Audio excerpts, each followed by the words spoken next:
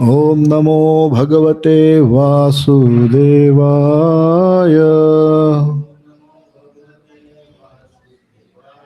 ओम नमो भगवते वासुदेवाय।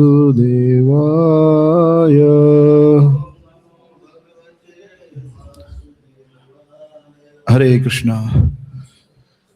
सभी भक्तों का स्वागत है हृदय पूर्वक। तो भगवत गीता जो है, कुल 3 सेक्शन है भगवत गीता में मोटा मोटी। ज्ञान योग, भक्ति योग और ध्यान योग।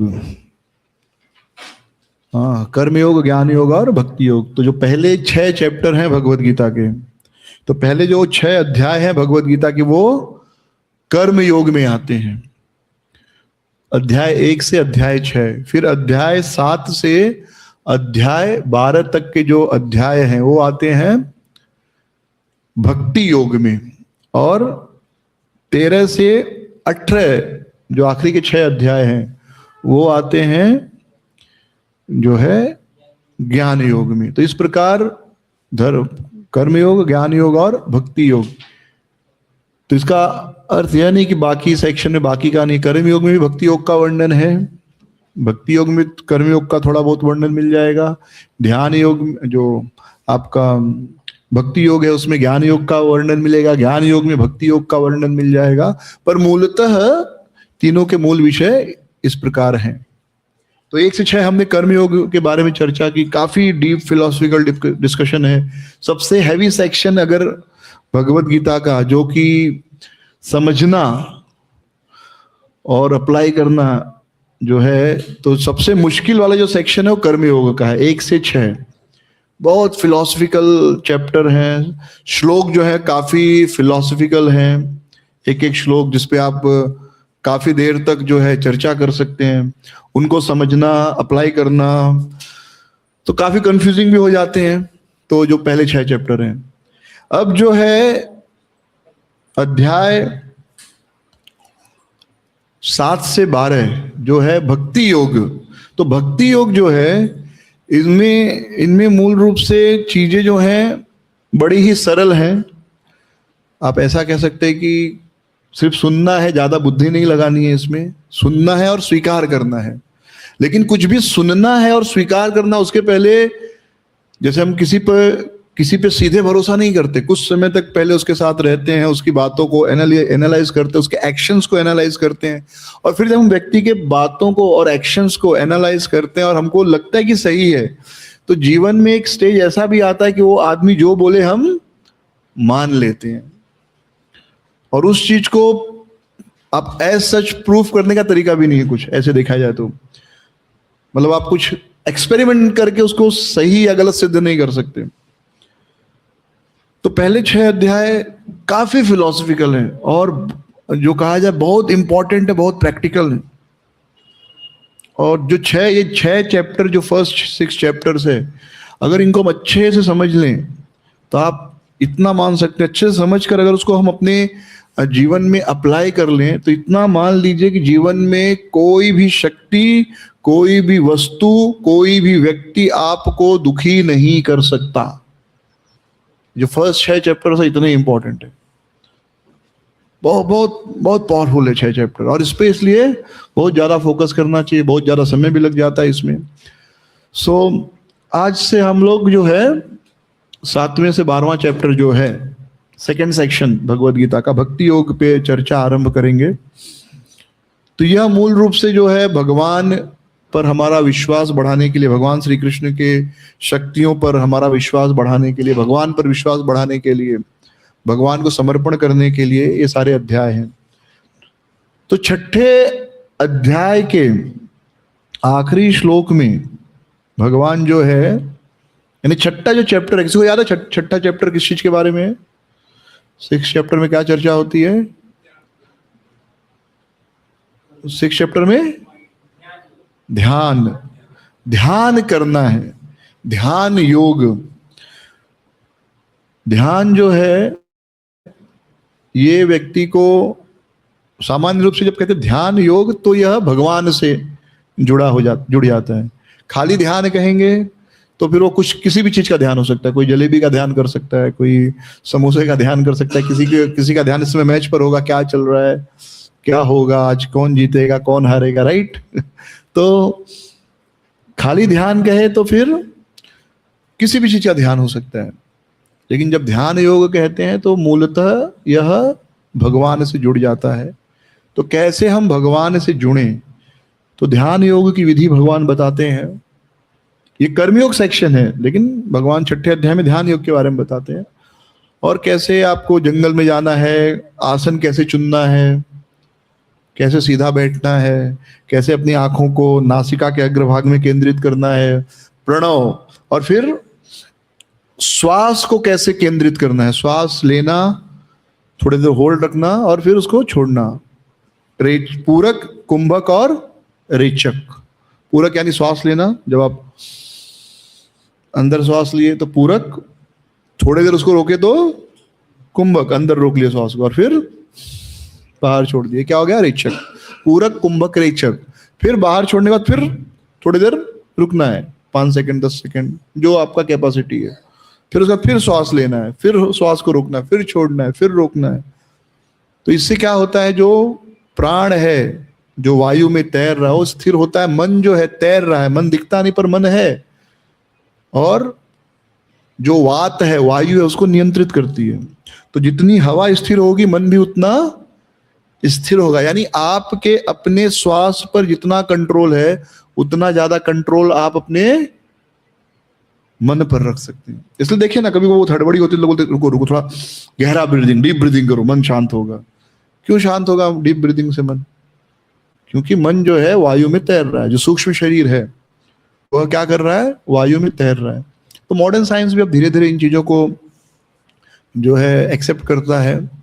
ऑफ कोर्स जैसे भगवत गीता बताती है वैसे नहीं एक्सेप्ट कर रहा है, लेकिन वो भी मानता है कि मन है, बुद्धि है, अहंकार को नहीं मानता है वो, लेकिन अहंकार भी है, और अहंकार बहुत बड़ा है।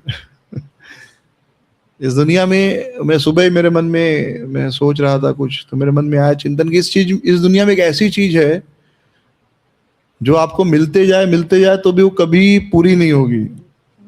क्या है वो? है सम्मान। जितना भी सम्मान होगा आपको कमी लगेगा, आपको लगेगा और जितना मिल गया वो आप बेंचमार्क बना देते, इतना तो मिलना चाहिए, एक्चुअली इससे ज्यादा मिलना चाहिए। तो कितना भी मिलते जाए और तो सम्मान जो है उसका कोई अति नहीं है, कभी अंत नहीं है, जितना मिलेगा उतना ही कम लगेगा।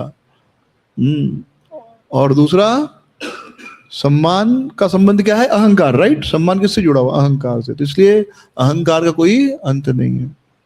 तो जो व्यक्ति संतुष्ट है मान अपमान में, सम्मान में, अपमान में, वो व्यक्ति संतुष्ट है। नहीं तो कितना भी सम्मान मिले अंत में वह कम ही लगने वाला है। जैसे कहते हैं कि there is no end to greed, लालच का कोई अंत नहीं है, तो वैसे ही सम्मान का भी कोई अंत नहीं है। मतलब देने वाले का अंत है। मैं किसी को सम्मान करूं तो एक हद तक दूंगा, लेकिन लेने वाला बोलेगा इससे भी ज्यादा मिलता तो और अच्छा लगता। हाँ, तो इसी प्रकार तो ये मन, बुद्धि, अहंकार ये सूक्ष्म शरीर है। तो ये सूक्ष्म शरीर क्या है? वायु में तैर रहा है। तो इसलिए आप अपने इमोशंस को नियंत्रित करना चाहते हैं तो अपने श्वास को नियंत्रित करिए। श्वास को नियंत्रित करना है तो दिन भर तो आप ध्यान नहीं रख सकते, तो दिन में थोड़े समय डीप ब्रीदिंग एक्सरसाइज जो है, हाँ, और दिन में 2-3 बार करें तो और अच्छा। आप काम कर रहे हो, बीच में रुक जाओ, हाँ, या तो अलार्म लगा लो कि भाई अभी डीप ब्रीदिंग एक्सरसाइज करना है, और 2-4 मिनट डीप ब्रीदिंग एक्सरसाइज करो। थोड़े दिनों में आपको खुद रियलाइज होगा that you are becoming a better person. आप जो है पहले की तुलना में आपको अपने मन पर, अपने शरीर पर, अपनी भावनाओं पर ज्यादा कंट्रोल आपको जो है अनुभव होने लगेगा। आप अपने इमोशंस को कंट्रोल कर पाएंगे। यानी आप खुद कंपेयर कर सकते हैं कि पहले इस इवेंट पर मैं इतना ज्यादा एजिटेट हो जाता, गुस्सा हो जाता, या इतना भला बुरा बोल देता, लेकिन अभी जो है मैं पहले की तुलना में काफी कंट्रोल्ड है। समझ रहे हैं चीज? सो ध्यान योग, तो भगवान बता रहे कैसे ध्यान करना है, कैसे हवा को, मतलब श्वास लेना है, श्वास छोड़ना है। It's very powerful technique. ये मत सोचिए, क्योंकि इवन फिजिकली आप देखेंगे तो शरीर कैसे चलता है, खून पूरे बॉडी में जाता है ना, तो खून जाता है हार्ट में, हार्ट से जाता है, हार्ट से वो जाता है लंग्स में जाता है, हार्ट एक जो होती है वो लंग्स में जाती है, लंग्स में क्या करता है वो, लंग्स में ऑक्सीजन लेता है वो खून और CO2 छोड़ देता है, और फिर वापस हार्ट का दूसरा हिस्से में आता है। 4 वॉल्व होते हैं ना, ऑफकोर्स अभी मेडिकल क्लास नहीं, बट 4 क्लास है, 2 में शुद्ध रक्त रहता है, 2 में अशुद्ध रक्त रहता है। तो हृदय से शरीर खून कहाँ जाता है, फेफड़े में, लंग्स में जाता है, लंग्स में एक्सचेंज ऑफ ऑक्सीजन और कार्बन डाइऑक्साइड होता है। फिर शुद्ध हवा जो है वो क्या होगी, फिर से लंग्स में शुद्ध रक्त, शुद्ध ब्लड जो है जिसमें ऑक्सीजन है, वो फिर से हार्ट के दूसरे चैम्बर में आता है, फिर पूरे बॉडी में जाता है, और हर बॉडी के हर हिस्से को ऑक्सीजन मिलती है, बहुत इंपॉर्टेंट है।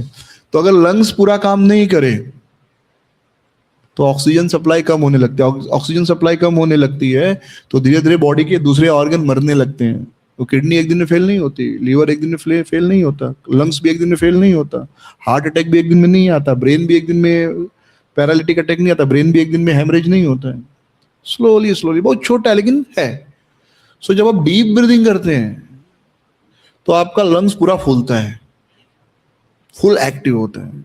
अभी आप थोड़ा यूज, इतना फूलना चाहिए लंग्स, आप थोड़ा थोड़ा श्वास ले रहे हो तो इतना ही फूल रहा है, पूरा सीना फूलेगा तो पूरा लंग्स फूलेगा, यानी जो कुछ टिश्यू मर भी रहे होंगे तो वापस जिंदा होने लगते हैं। तो ज्यादा कैपेसिटी होगी, ज्यादा ऑक्सीजन ले पाएगा, फिर वो ज्यादा ऑक्सीजन लेगा तो ज्यादा ऑक्सीजन सप्लाई होगा। सो आप खुद देखेंगे तो आपको एक अच्छा फील गुड फैक्टर आप फील कर सकते हैं, एक अच्छा फीलिंग आएगा आपको, क्योंकि ऑक्सीजन सप्लाई ज्यादा हो जाती है। सो इसलिए डीप ब्रीदिंग बहुत महत्वपूर्ण है, हर वक्त को ये करना चाहिए, इग्नोर नहीं करना चाहिए, चाहे वो हाउसवाइफ हो, चाहे वर्किंग प्रोफेशनल्स हो, चाहे खिलाड़ी हो। डीप ब्रीदिंग हमेशा हेल्प करता है अपने इमोशंस को कंट्रोल करने के लिए। तो भगवान ध्यान योग का वर्णन कर रहे हैं और उसके पश्चात कहते हैं कि जो योगी है वह तपस्वी से भी ज्यादा श्रेष्ठ है। 46 वर्ष में भगवान क्या कह रहे हैं, योगी जो है वो तपस्वी से भी बड़ा है। योगी जो है, I just read the verse, 46, तपस्यो अभी अधिको योगी ज्ञानिभ्यो अपि मतो अधिकः कर्मभ्यश्चाधिको योगी तस्माद् योगी भवार्जुन। तो भगवान कह रहे हैं कि जो योगी है वो तपस्वी से भी बड़ा है, वह ज्ञानी से भी बड़ा है, वह कर्मी से भी बड़ा है। इसलिए अर्जुन क्या बनो, योगी बनो। और फिर कौन सा योगी, योगी नाम अपि सर्वेशाम, सभी योगियों में जो श्रेष्ठ कौन है, योगी सबसे श्रेष्ठ है। जैसे हम कहते हैं कि भाई वैष्णव सबसे श्रेष्ठ है, सभी प्रकार की पूजा। अब वैष्णव में भी बहुत सी कैटेगरी होती है, जैसे कोई नाम जप कर रहा है तो बेस्ट है, सभी लोगों से अच्छा है वो। जो नाम जप नहीं कर रहे हैं दुनिया में, तो उनकी तुलना में वो व्यक्ति जो भगवान का नाम ले रहा हो बेस्ट है। लेकिन अब उस नाम लेने वालों में बहुत कैटेगरी है, राइट उस नाम लेने वालों की बहुत कैटेगरी है, मध्यम अधिकारी, उत्तम अधिकारी है, श्रेय और मध्यम, उद्यम और कनिष्ठ अधिकारी, उनका अलग अलग कैटेगरी है। तो वैसे ही सभी सभी प्रकार में योगी सबसे श्रेष्ठ है। तो योगी में भी कौन सा श्रेष्ठ है, योगी नाम अभी सर्वेशाम, सभी योगियों में जो मद गते नांतर आत्मना, जो हमेशा जिसका मन मुझ में लगा रहता है, श्रद्धावान भजते यो माम, जो श्रद्धा के साथ मेरा भजन करता है और मुझ में युक्त है। हरे कृष्णा, मुझ में, तो ये नहीं जोड़ा क्या इन्वर्टर से, हाँ लाइट बंद कर सकता है रात का टाइम, और ये भगवान का लाइट रात के समय बंद कर देना चाहिए। भगवान का सब लाइट बंद करना चाहिए समय, हमेशा उनके आंख पे हम लोग लाइट पूरा बंद करो, लाइट भगवान का लाइट बंद रखो अंदर, ट्यूब लाइट का जरूरत नहीं। ये समय ना 10 बजे हमेशा लाइट बंद कर दिया करो। नहीं लाइट है नहीं, वो पता नहीं, भगवान का लाइट 10 बजे के बाद, 9 बजे के बाद बंद कर दिया करो, सुबह 8 बजे के बाद एक्चुअली। हाँ फिर शाम को लगाने का, 8 बजे के बाद लाइट बंद कर दिया कीजिए। हाँ मैंने पुजारी को बोला था 8, साढ़े 8, 9 के बाद फोकस लाइट बंद कर देने का, दिन भर आंख में रोशनी लगता है, अच्छा नहीं है, वो भी बंद कर दो फोकस, ठीक है। फिर रात को 6-7 बजे ऑन करने का, सिंपल, को भी थोड़ा नॉर्मल रहने दो, एकदम आंख में हमेशा लाइट लगता है। सो सभी योगियों में श्रेष्ठ कौन है, जो मुझसे युक्त है। तो भगवान से युक्त कैसे हो, जिसको हमने देखा नहीं, सुना नहीं, जिसके बारे में जाने नहीं। तो इसलिए सेक्शन सेकंड शुरू होता है भक्ति योग का, 7वां अध्याय से 12वां अध्याय। क्या है? भक्ति योग। मैं फिर से कह रहा हूं, पहला जो सेक्शन था 1 से 6 ये बहुत इंपॉर्टेंट है, स्पेशली 1 से 5। छठे में सीधे ध्यान की बात आती है, वो भी महत्वपूर्ण है, लेकिन फिलोसफिकल अंडरस्टैंडिंग आपको पहले 6 चैप्टर में बहुत डीप मिलेगा। इसके लिए उसको और डिस्कशन के लिए टाइम होना चाहिए, और टाइम लगता भी है। अभी ये सब जल्दी जल्दी हो जाते हैं चैप्टर्स, आगे के जो आएंगे। तो वो चैप्टर्स आप लोग ध्यान से पढ़िए, ध्यान से सुनिए, क्योंकि वो वही बता रहा है जीवन कैसे जी के आप सुखी होंगे, कैसे जीवन में सुखी रहेंगे। नहीं तो लोगों का जिंदगी खाली जीवन जीने का तरीका ढूंढने में निकल जा रहा है कि नहीं ये तो है, ये हमको नहीं एक्सेप्ट, ये तरीका हम नहीं करेंगे, तो ठीक है क्या करोगे? हाँ ठीक है देखते हैं जैसा। तो by the time they realise कि गलत तरीका था, तब तक वो बूढ़े हो जाते हैं, चले जाते हैं तो फर्स्ट सेक्शन बहुत इंपॉर्टेंट है, सेकंड सेक्शन भी बहुत इंपॉर्टेंट है, but first is very practical way to live life. संसार में कैसे रहना है, जब संसार में अच्छे से रहेंगे, शांति से रहेंगे, तब तो भक्ति कर पाएंगे। तब 7वें चैप्टर जो है नॉलेज ऑफ द एब्सोल्यूट, परम का ध्यान। ओके, तो समझ में आ रहा है 6 चैप्टर और 7 चैप्टर कनेक्शन। 6 चैप्टर के एंड में भगवान क्या कह रहे हैं? योगी बनो, और सभी योगियों में जो मुझसे युक्त है, यानी भक्ति योगी, जो हमेशा मेरा चिंतन करता है, वह सबसे श्रेष्ठ है। योगी नाम अपि सर्वेशाम, सभी योगियों में ते में युक्त तमो जना, सबसे श्रेष्ठ कौन है? जो मेरे, जिसके अंतर में मैं हूं, जो मुझसे युक्त है। तो अब हम भगवान से युक्त कैसे हों, कैसे उनका ध्यान करें? तो यहां से शुरू होता है। सो के फर्स्ट सेक्शन भक्ति योग, शुरुआत कैसे होती है, कैसे हम भगवान को समझ सकते हैं, भक्ति योग का प्रारंभ कैसे होता है।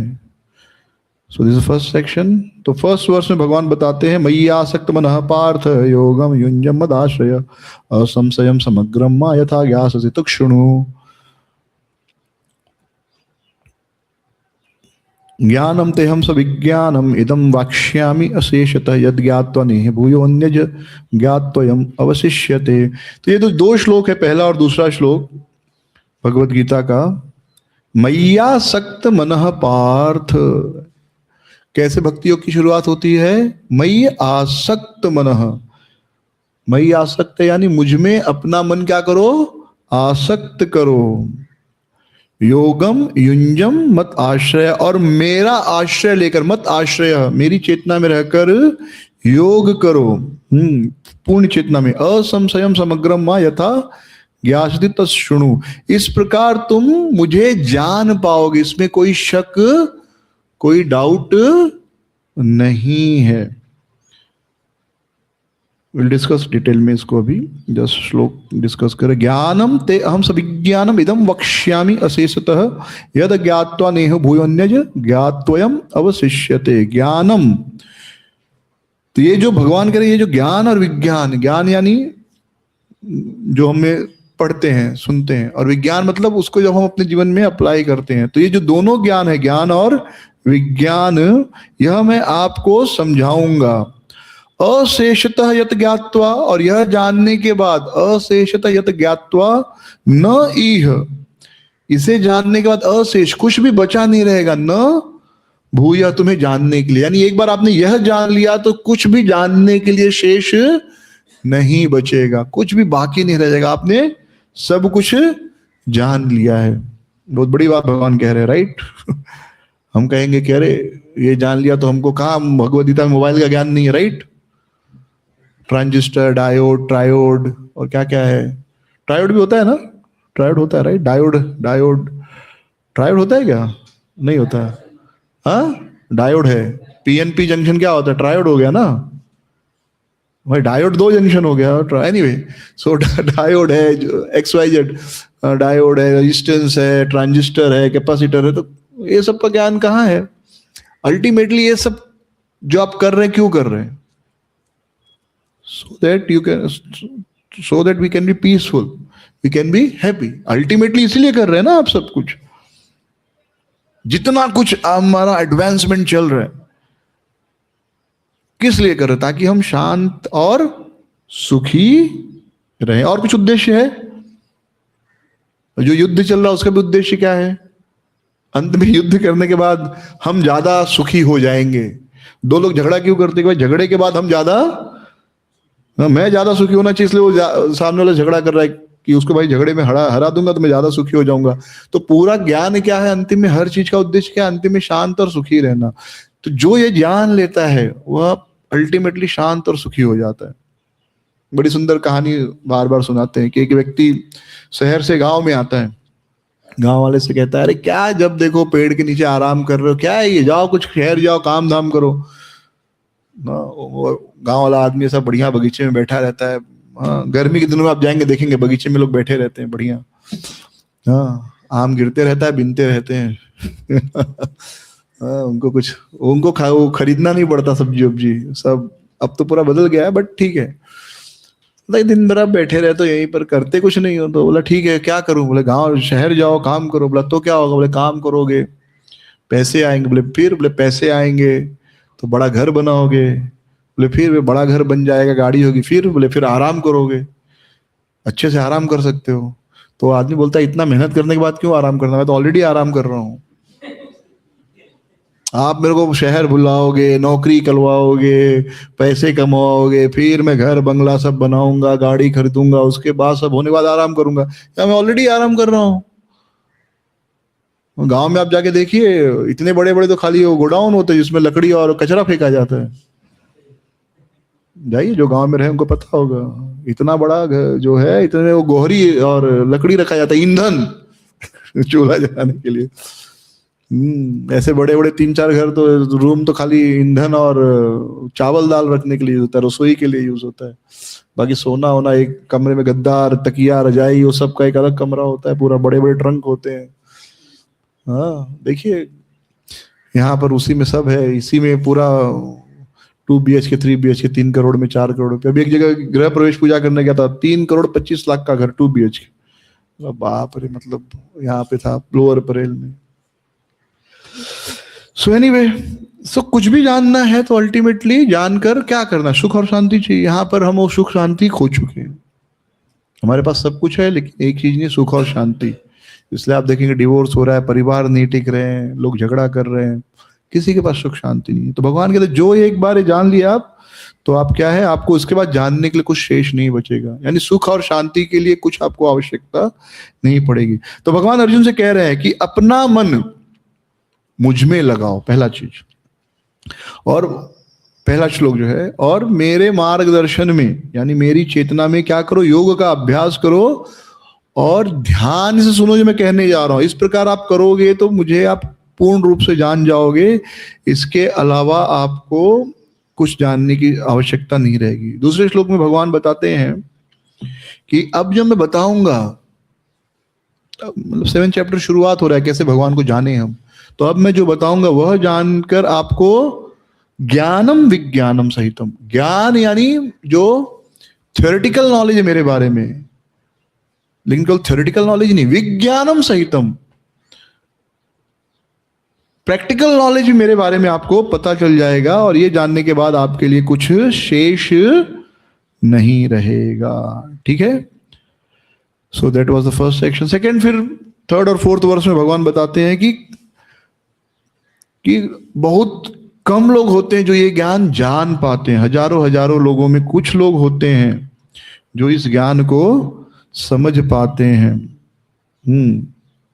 बहुत फेमस श्लोक है भगवत गीता का। और ये जो श्लोक है 3rd श्लोक का, एक प्रकार से क्या कहते हैं आप ये आपका जैसे कोर्ट में हम वो देते ना, क्या देते, दलील देते हैं, क्या बोलते हैं उसको अंग्रेजी में, दलील देते तो हाँ, आर्ग्यूमेंट। तो ये वन ऑफ द आर्ग्यूमेंट है, जहां पर कोई कह रहे आपके मंदिर में तो खाली इतने ही भक्त बने, इतने ही भक्त आए, कहाँ उधर देखो उनके सत्संग में हजारों लोग आते हैं, आप लोग के सत्संग में तो 25-50 लोग ही आते।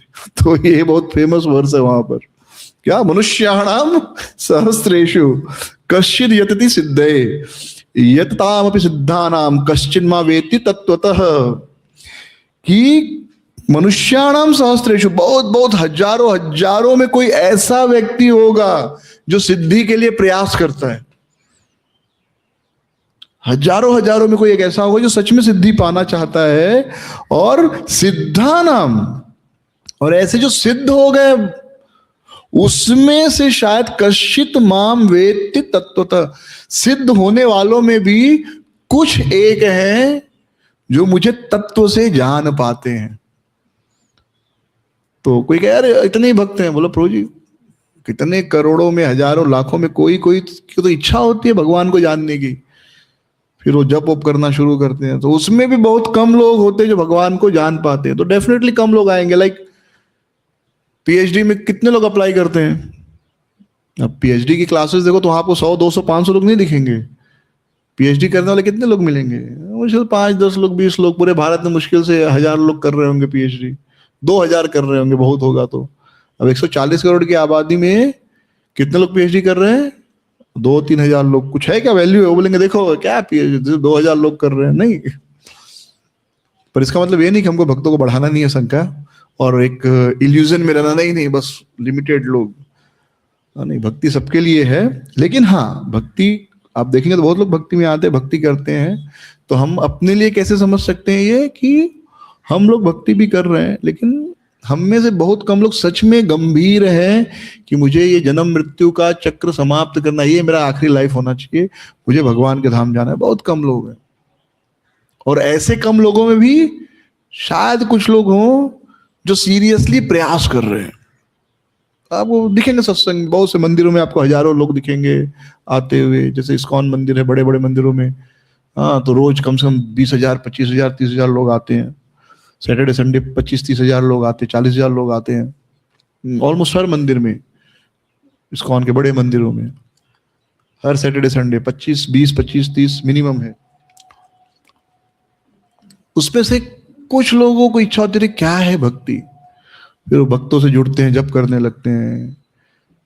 लेकिन उसमें से हार्डली कुछ लोग सच में अपने अहंकार ईर्ष्या द्वेष को छोड़कर सच में भगवान धाम जाने की इच्छा करते हैं। क्योंकि ये भी ऐसे आप देखेंगे तो नॉर्मल रूप से देखें तो यहाँ पर जो है क्या कमी है बाहर वालों की तुलना में?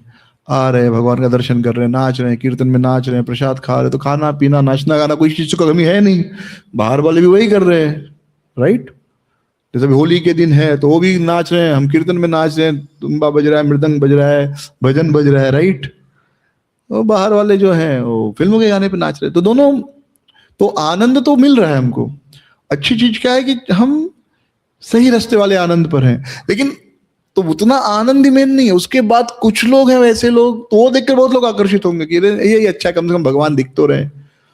तो ये कि चलो हाँ जो भी है भगवान से जुड़े अच्छे रास्ते में, एक थॉट प्रोसेस हो गया। लेकिन इसके ऊपर एक होता है, एक थॉट प्रोसेस है कि हम जुड़ गए, सही रास्ते पर हैं, लेकिन क्या हम सही रास्ते पर चलने का प्रयास कर रहे हैं? क्या सच में मुझे इच्छा है कि ये मेरे जीवन का, ये मेरा आखिरी जीवन होना चाहिए, मुझे भगवान के धाम जाना है, मुझे सच में जो बुढ़ापा बीमारी का दुख है उसको समाप्त करना है?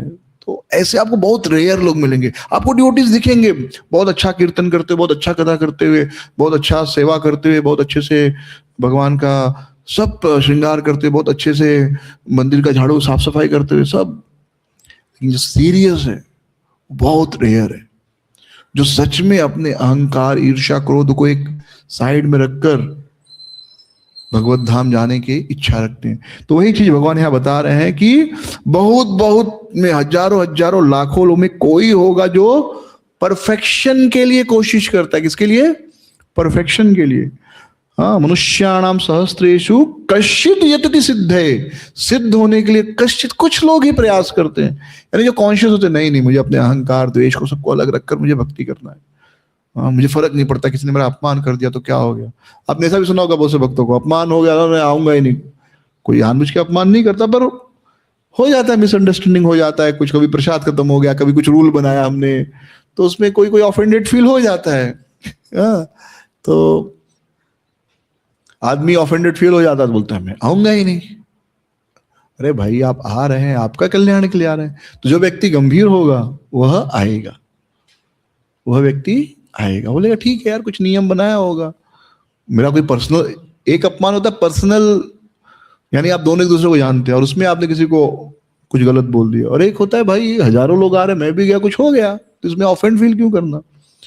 अब सेवा में हजारों लोग आ रहे हैं, 100-200 लोग है, प्रसाद चल रहा है, उसमें थोड़ा ऊपर नीचे हो सकता है, तो उसमें ऑफेंस ऑफेंस फील नहीं करना चाहिए, अरे मुझे क्यों रोक दिया, मुझे क्यों बोला, या मुझे क्यों बोला है कि सब्जी इतना ही मिलेगा, एक ही बार मिलेगा, भाई सबके लिए बोला है, आप अकेले के लिए थोड़े बोला है, आपसे कोई पर्सनल दुश्मनी नहीं है, लेकिन लोग ऑफेंसिव फील कर लेते, फिर आना बंद कर देते हैं, फिर 4 लोग को बताते भी नहीं नहीं वो लोग ऐसे ही मत जाओ, और वो लोग कौन लोग है मुझे पता नहीं। हाँ, सो बहुत कम लोग हैं जो सच में प्रयास करते हैं सिद्ध होने के लिए, और सिद्ध होने वालों में बहुत कम लोग हैं जो भगवान के ध्यान जाते हैं। अब भगवान जो है अपने ऐश्वर्य को बताते हैं, कि कैसे भगवान की जो शक्तियां हैं, तो 2 प्रकार की शक्तियां भगवान बताते हैं, सुपीरियर और इंफीरियर, यानी भगवान ज्ञान देना शुरू कर रहे हैं। अब तक भगवान भक्ति योग के बारे में बता रहे थे कि मैं वो ज्ञान दूंगा जो ज्ञान जानने के बाद आपको कुछ भी शेष नहीं बचेगा। मैं फिर से भी एक्सप्लेन करता हूं, ये तो एक और प्रैक्टिकल एग्जांपल देता हूं। पानी कहां गया? कि कुछ भी शेष नहीं बचेगा, क्या मतलब है?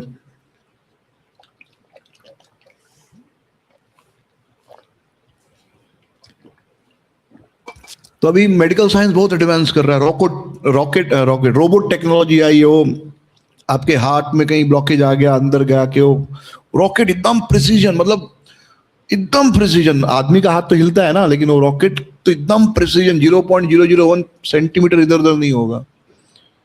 हाँ, जो टेक्नोलॉजी आदमी से ज्यादा प्रिसीजन रहेगा। प्रिसीजन मतलब जैसे अभी मुझे 1 सेंटीमीटर का चीरा काटना, तो 1 सेंटीमीटर से थोड़ा सा, एकदम थोड़ा सा ज्यादा हो भी सकता है, थोड़ा सा कम भी हो सकता है, लेकिन रोबोट क्या करेगा, 1 सेंटीमीटर का 1 सेंटीमीटर ही कट करेगा। उसको आपने फीड कर दिया, भाई इधर मुझे 1.1 सेंटीमीटर चाहिए, तो 1.1 सेंटीमीटर ही कट करेगा। हम बोलेंगे देखो कितना टेक्नोलॉजी एडवांस हो गया, क्या भगवत गीता में है, शास्त्रों में है, वेदों में है? अरे भाई वेदों में बताया है, क्या लाइफस्टाइल जियो कि हार्ट में ब्लॉकेज हो ही नहीं, लौकी का जूस पियो ब्लॉकेज खत्म हो जाएगा, पालक का जूस पियो ब्लॉकेज खत्म हो जाएगा, हो गया बात ना। अब आप पूरा, और मशीन आता है, उस पहले तो चमड़ा काटते इधर का, फिर हड्डी काटने के लिए वो कौन सा ड्रिल आता ना, जो मशीन हड्डी काटना पड़ता है भाई, वो आप देखोगे लगेगा जैसे घर में काम होता है ना, वो हड्डी काटते हैं। इवन दांत के लिए ड्रिल मशीन यूज करते हैं, जिसने दांत का कराया होगा। आप लोग कितना एडवांस टेक्नोलॉजी हो गया सब, देखो। अरे ठीक है, अगर ब्लॉकेज हो गया तो पेठा जूस पीना शुरू कर दो, पालक जूस पीना शुरू कर दो। हाँ, थोड़ा जीप पे कंट्रोल रख के लाइफस्टाइल कंट्रोल करो, अपने आप ब्लॉकेज खत्म हो जाएगा भाई। जिस बॉडी ने ब्लॉकेज बनाया वो खत्म भी कर सकता है।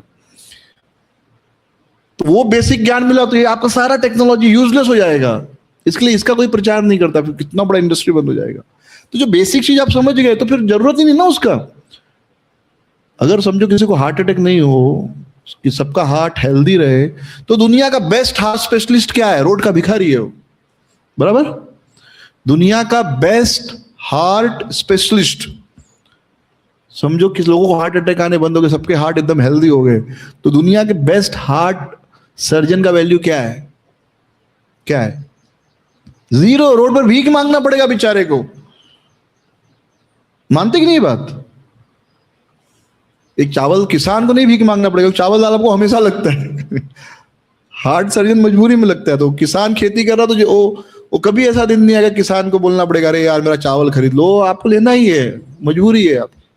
लेकिन हार्ट को कुछ प्रॉब्लम नहीं है तो हार्ट स्पेशल जरूरत नहीं। आपका दांत, थोड़ा ऑयल पुलिंग करो हफ्ते में एक बार, कौन सा मीठा तेल ले लिए, सरसों का तेल ले लिए, 15 दिन ऑयल पुलिंग, गंडूश क्रिया आयुर्वेद में वर्णन है, आपका दांत हेल्दी रहेगा। ब्रश करना बंद कर दो, 2-2 बार उंगली से करो, वो ब्रश खराब है आपके मसूड़ों के लिए, रोज आप उसको रगड़ रहे हो बेचारे को, मसूड़ों को। मसूड़े मजबूत तो दांत मजबूत। सो ये बेसिक चीजें हैं, ये ज्ञान आपको आ गया तो फालतू का चीज जरूरत ही नहीं है। तो इसलिए वेदों में भगवान जो बता रहे ये जान लिया तो कुछ जानने की आवश्यकता नहीं है। यानी आप हमेशा हेल्दी रहोगे, सुखी रहोगे, जरूरत ही क्या, फैमिली कैसे चलाना है, रिश्तेदारी कैसे रखना है, हर चीज आपको मिल जाएगा शास्त्रों से, भगवत गीता भागवतम। और अल्टीमेट चीज सीख लिया भगवान का भक्ति, तब तो और हेल्दी रहेंगे। अभी भक्त लोग क्यों बीमार होते हैं? क्योंकि हम वो नहीं खाते जो भगवान को भोग लगाना चाहिए, हम वो भोग लगाते हैं जो हम खाना चाहते हैं। दोनों में अंतर है। अब जगन्नाथपुरी जाओ, कभी जगन्नाथ जी को पिज्जा बर्गर भोग नहीं लगता है, चाउमीन भोग नहीं लगता है। हाँ, कभी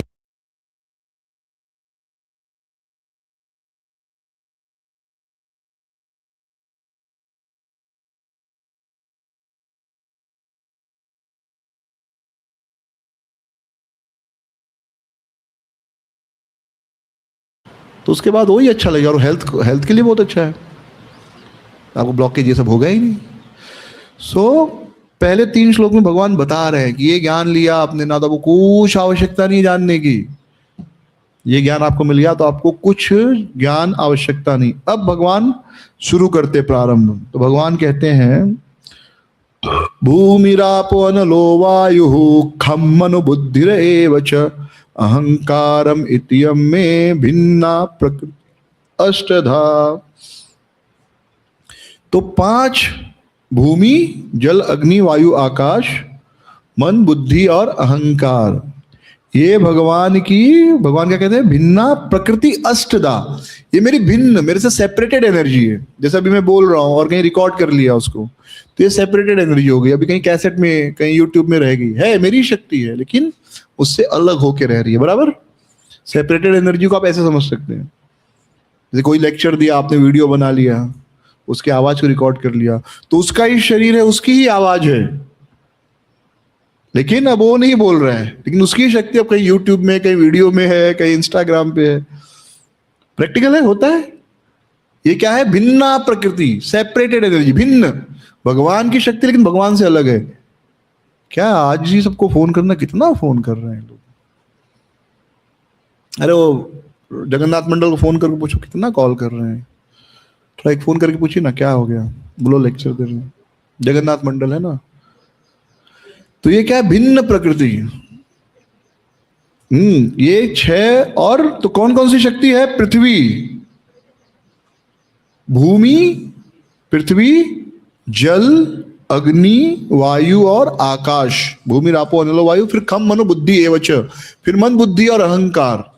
हाँ, ये 8 भगवान की शक्तियां। तो पूरा ब्रह्मांड इसी 8 से बना, हमारा शरीर भी इसी 8 से बना है।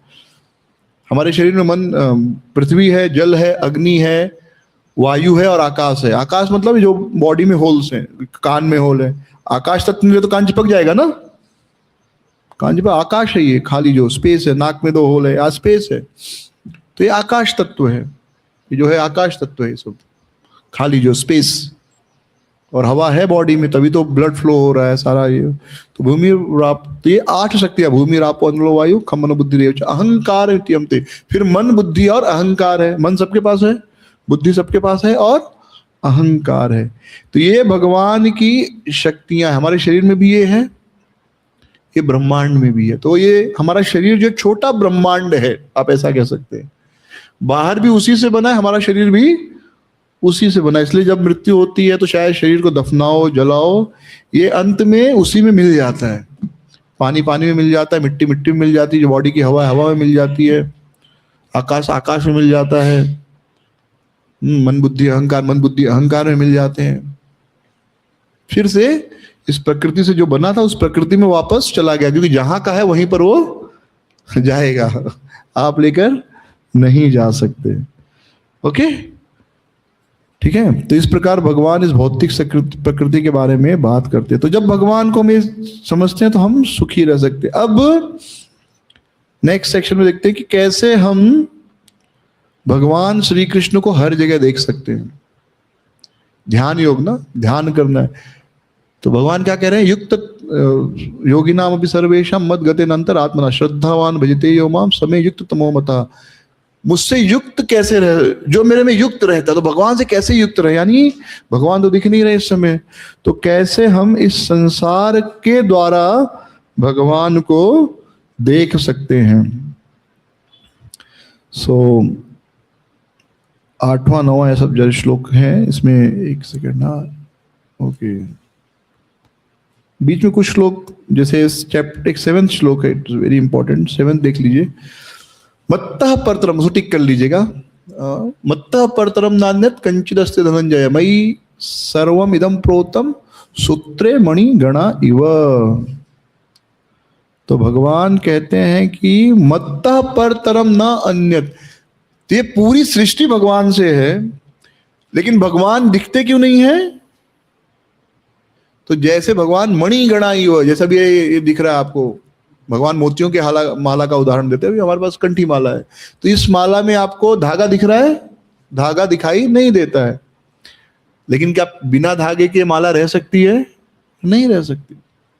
अगर धागा निकाल दिया जाए तो ये माला टूट जाएगी, हर कण बिखर जाएगा। उसी प्रकार ये पूरी सृष्टि को, पूरी सृष्टि में भगवान, इसलिए पूरी सृष्टि टिकी हुई है। भगवान उसमें न रहे तो कौन सी चीज कहाँ रहेगी पता नहीं, सब तितर बितर हो जाएंगे। तो भगवान बता रहे हैं कि कैसे यह संसार मुझ पर निर्भर है। मत्तः परतरम अन्यत, मुझसे श्रेष्ठ कोई सत्य नहीं है। कंचित अस्ति धनंजय, धनंजय मुझसे श्रेष्ठ कोई नहीं है। मयि सर्वम इदम प्रोत्रम सूत्रे मणिगणा इव, सब कुछ मुझ पे ही निर्भर है, जैसे मोतियों की माला धागे पर निर्भर होती है। तो हम भगवान को अब सब तरह कैसे देख सकते हैं? हाँ, कैसे हम अनुभव करें?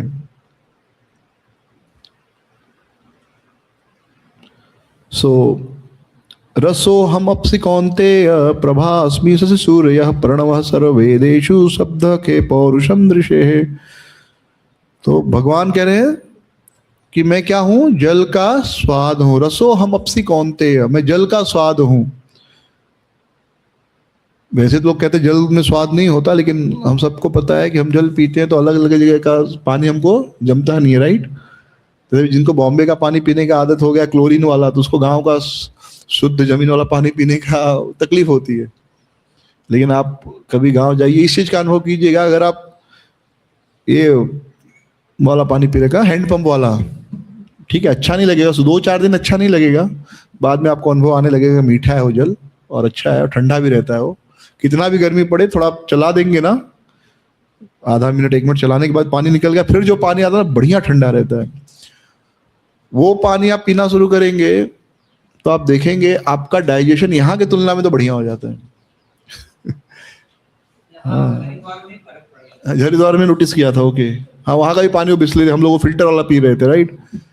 पैक्ड पानी सबसे बेड हो, डेड वाटर एक्चुअली। लोग शुद्ध पानी के नाम पे बिस्लेरी, वो डेड वाटर है। प्लास्टिक में कितना दिन का पड़ा हुआ है, कंपनी से पैक होकर आता है, फिर आपके गाड़ियों में होता है तो गरम ठंडा, फिर दुकान में पड़ा रहता है कितना दिन, फिर आप अपने घर में लेके आते हो, पीते हो, मेहमानों का स्वागत करते हो उससे। बट एक्चुअली डेड वाटर अच्छा नहीं है। तो भगवान क्या कह रहे? रसो हम अपसि कौन्तेय, मैं जल का स्वाद हूं। यानी जब भी आप पानी पीते हैं और उस पानी को पी के आनंद आता है, तो आप अनुभव कीजिए कि उस जल का स्वाद कौन है? कृष्ण है। प्रभास्मि शशि सूर्य हो, सूर्य और चंद्र को देखते उसका प्रकाश भगवान कहते हैं मैं हूं। प्रणव सर्ववेदेषु, जो ओम शब्द है, प्रणव, अ उ और म, इन 3 शब्दों को मिला के ओम बनता है। और एक योगा टीचर से मेरी बात हो रही थी, वो बोल रहे थे कि अगर लोग ओम का ठीक से उच्चारण करें तो उनको कभी हार्ट में ब्लॉकेज और ब्रेन हेमरेज और ब्रेन में ब्लॉकेज हो ही नहीं सकता। मैं कुछ दिन कर रहा था, पूरा पसीना पसीना हो जाता है, 20-25 मिनट लगता है, फिर क्या बहुत सारी चीजें आती हैं तो आदमी भूल जाता है थोड़े दिन के बाद करना, तो फिर कुछ और करने लगते हैं। तो वो बोले इसमें ओम में 3 शब्द है, आ उ और म। तो पहले थोड़ी देर आ का उच्चारण करना चाहिए 5 बार या 10 बार, यानी 11 बार 11 बार 11 बार, 11 बार आ, 11 बार उ और 11 बार म। जैसे आ,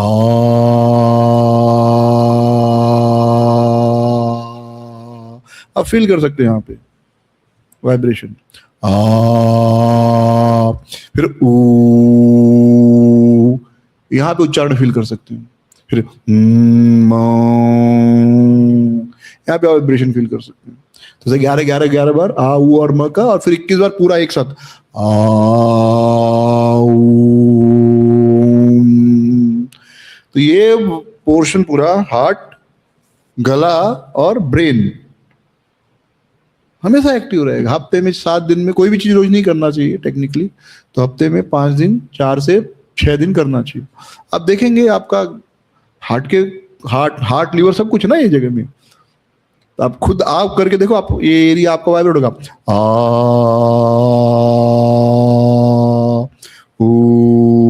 एरिया में ज्यादा वाइब्रेशन देगा। हाँ 20-25 मिनट लगता है पूरा, अगर आप 11 और 21 का सेट करेंगे, 11 बार आ, 11 बार ऊ, 11 बार म, और फिर 21 बार पूरा आ ऊ म एक साथ। अब देखेंगे आपको कोई बीमारी होगा ही नहीं। मतलब बुखार सर्दी खांसी बीमारी नहीं हो, बॉडी का क्लीनिंग है। बाकी ऐसे बड़ा बीमारी, हार्ट खराब हो गया, लीवर खराब हो गया, लंग्स खराब हो गया। सो प्रणव, प्रणव क्या है? प्रणव सर्व वेदेषु, सभी वेदों में जो ओम है ना, बार बार, इसलिए बार बार ओम का उच्चारण करते हैं।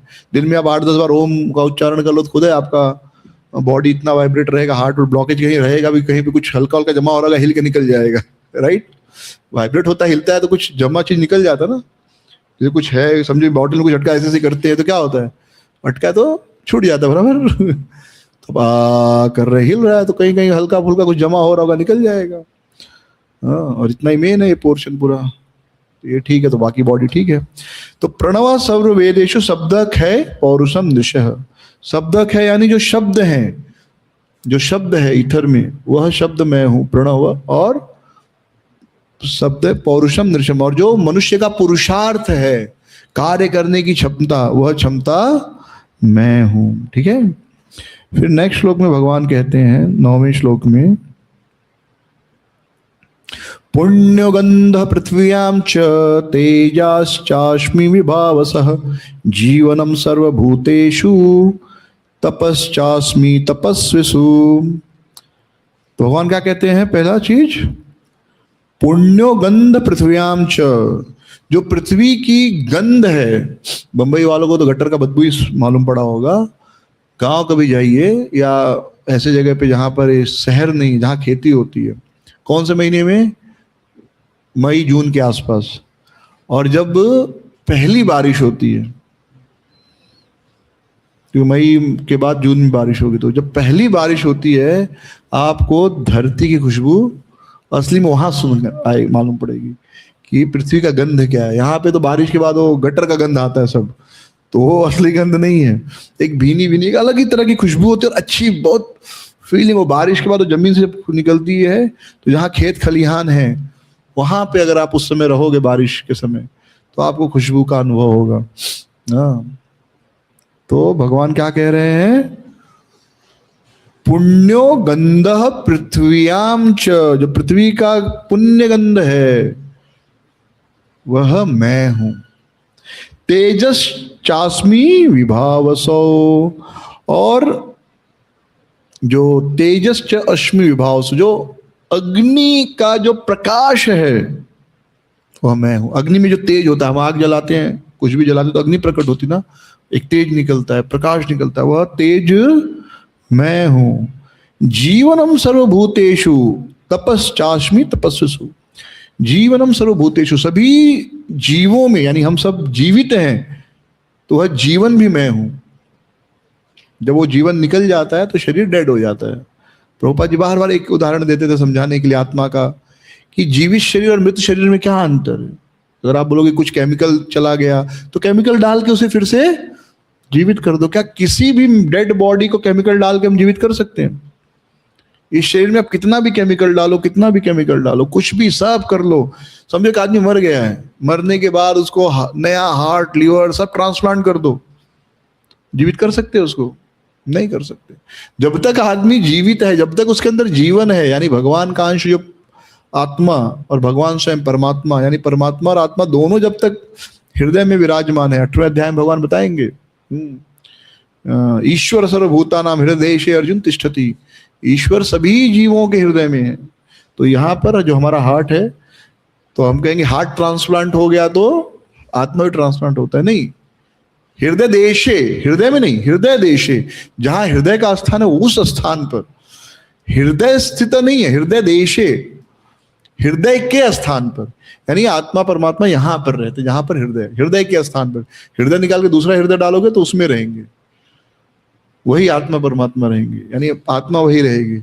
ऐसा नहीं हार्ट ट्रांसप्लांट हुआ तो आदमी भी ट्रांसप्लांट हो गया, नहीं, वो आदमी दूसरा बन जाएगा, नहीं। हृदय देशे अर्जुन तिष्ठति, हृदय का जो देश है, हृदय का जो स्थान है, उस स्थान पर ईश्वर का वास है, वहां पर है। हम बोलते हैं भगवान हमारे दिल में रहते हैं, भगवान हमारे हृदय में रहते हैं, तो भगवान हमारे हृदय में है, हृदय देश में है एक्चुअली। तो उस समय वहां हृदय, तो हृदय, हृदय हटा के कुछ और दूसरा हृदय वहां पे आ जाएगा, तो भगवान वहां पर रहेंगे, वो स्थान उनका फिक्स है।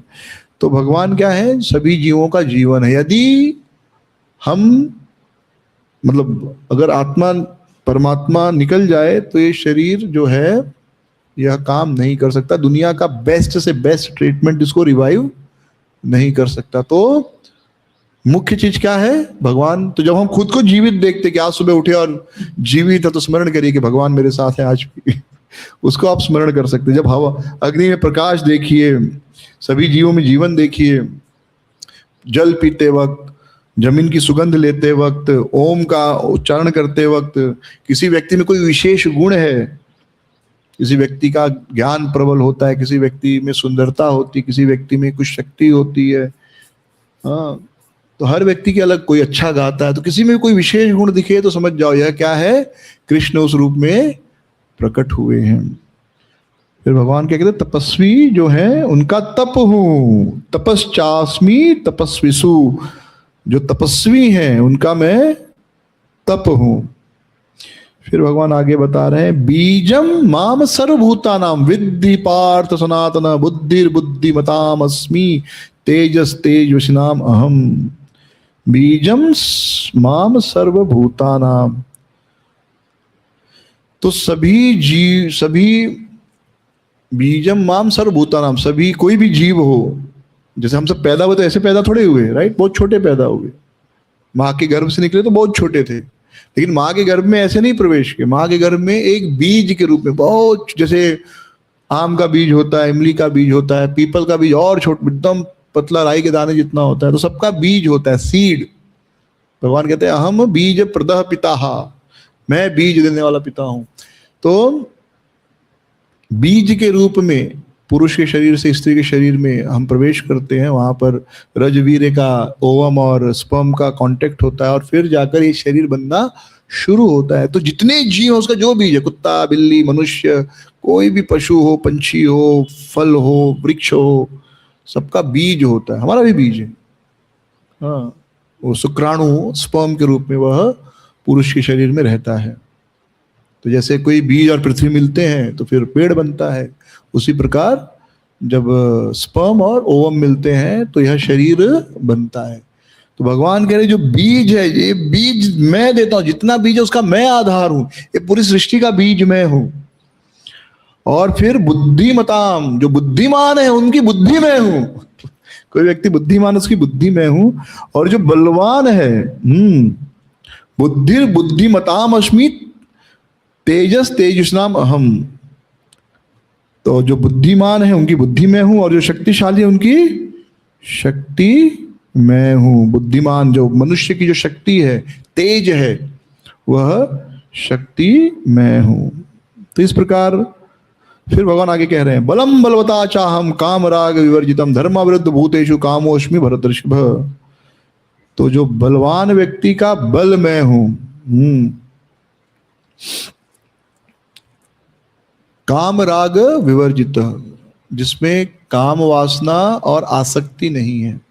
बड़ा मुश्किल है, लेकिन किसी व्यक्ति में अगर शक्ति है तो वह शक्ति मैं हूं। बलम बलवता चाहम काम राग विवर्जितम धर्म विरुद्ध भूतेषु कामो अस्मि भरतर्षभ। और मैं वह जीवन हूं, स्त्री पुरुष जो संभोग करते हैं, सेक्स करते हैं, सेक्स लाइफ है, सो भगवान कहते हैं कि मैं वह धर्म अविरुद्ध भूतेषु, धर्म विरुद्ध हो, जो धर्म के विरुद्ध नहीं है, धर्म अवरुद्ध हो, यानी धर्म के विरोध में नहीं, यानी धर्म के अनुसार जब स्त्री पुरुष संग में आते हैं और संग करते हैं तो वह सेक्स लाइफ, वह जीवन मैं हूं, क्योंकि उससे एक नए जीवन की सृष्टि होती है, एक नया जीवन बनता है। हाँ, तो वह एक पवित्र कार्य है अगर वह धर्म के अनुसार हो।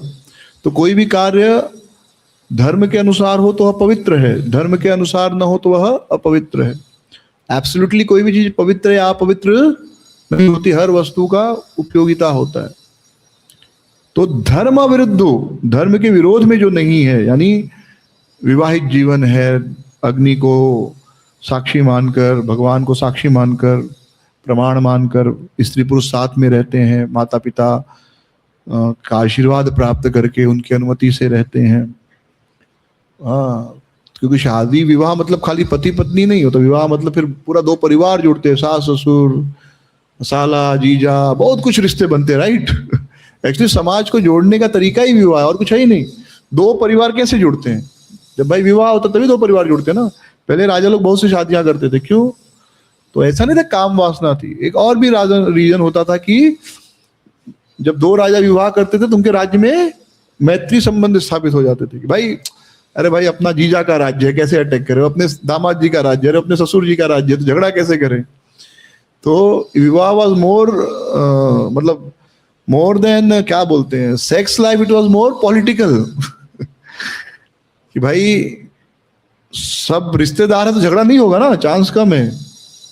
भाई अब जिसकी बेटी दूसरे राज्य में गई, वो अपने उस राज्य के ऊपर आक्रमण करेगा, और कोई अपनी पत्नी के खिलाफ जाकर उसके पिता के यहाँ आक्रमण करेगा। अब बहू किसी और राज्य से आई है तो बेटा आक्रमण करने देगा? बोलेगा अरे नहीं भाई, मेरी पत्नी भी नाराज हो जाएगी, आप उस पर अटैक करेंगे। तो इस प्रकार राजा लोग विवाह करते थे अलग अलग राज्यों में, ताकि पॉलिटिकली शांति बनी रहे। तो विवाह एक बहुत बड़ा, और कोई तरीका है ना जुड़ने का, और क्या तरीका है? जो फिक्स बॉन्डिंग होती है। अभी मतलब वो धुरंधर मूवी किस लोगों ने देखा धुरंधर फर्स्ट वॉल्यूम देखा? हाँ, अभी एग्जाम्पल आया इसलिए मैं दे रहा हूँ। मतलब उसमें क्या उदाहरण देता है भाई, आज तक आपने दूसरे लोगों को बनाया, वो क्या बिलारी क्या था, वो जगह का नाम क्या था, जो भी है, हाँ लिहारी। आज तक आपने दूसरे लोगों को यहाँ का किंग बनाया है, अभी मुझे बनाओ, अपने रिश्तेदार को बनाओ। हाँ ठीक है, तो मतलब भाई मुझे अपना दामाद बना लो, बेटी तो ऐसे भी रह रही थी, ऑफिशियली दामाद बना लो, फिर घर का रिश्ता होगा यार, टेंशन ही नहीं, आपको डर ही नहीं लगेगा कि देखो मेरा अपना आदमी का धोखा देने का चांस कम होता है, बराबर। हाँ ठीक है, अच्छी बात है, चलो अच्छा है। ऑफिशियली शादी कर देता है, अपनी बेटी की शादी कर देता है, हो गया। अब तुम यहाँ के किंग हो गए, अपना अब अपने टेंशन ही नहीं है अपने को। तो पहले रिश्ते, मतलब पहले क्या, आज भी रिश्ते ऐसे ही बनते, परिवार के रिश्ते ऐसे ही बनते। लिव इन से तो पति स्त्री पुरुष में रिश्ता नहीं रहता, तो परिवार में कहां से रिश्ता होगा? Live in is legal prostitution, और जिसमें औरतों को अच्छा यूज करके थ्रो कर दिया जाता है। लिव इन में आप मतलब मूर्ख होंगी वो स्त्रियां जो लिव इन को अच्छा समझती हैं, बोलती हैं हमारा फ्रीडम है, बट ये पुरुषों के लिए तो अच्छा है, उनको जब मन क्या रहे, जब मन किया छोड़ दिया। ना आप कोर्ट में जा सकते, ना अपने माता पिता को बोल सकते, कोई जिम्मेदारी नहीं है, right. It's like animal life, कुत्ते बिल्ली वाला जीवन, आज इधर कल उधर मुंह मार रहे घूम रहे, कुछ कोई जिम्मेदारी ही नहीं है। बट जहां मूर्खता ही बुद्धिमानी का प्रमाण है, वहां बुद्धिमान व्यक्ति चुप रहना पसंद करता, तो वो है। तो मूर्खता ही स्टैंडर्ड बन गया है। क्या जिम्मेदारी है? कुछ जिम्मेदारी नहीं है। जबकि नेचुरल फैक्ट है, स्त्रियां कितने साल सुंदर रहती हैं, जिंदगी भर सुंदर है। पुरुष तो 60 साल का, कहते हैं पुरुष 60 का है 65 तो भी शादी कर लेगा, वो कहीं ना कहीं। आज भी आप देखो इतना मॉडर्न वर्ल्ड हो गया है, आदमी ज्यादा उम्र वाला, लड़की कम उम्र वाला, अधिकतर 99% केसेस ऐसे ही मिलेंगे। स्त्री कब तक सुंदर रहेगी?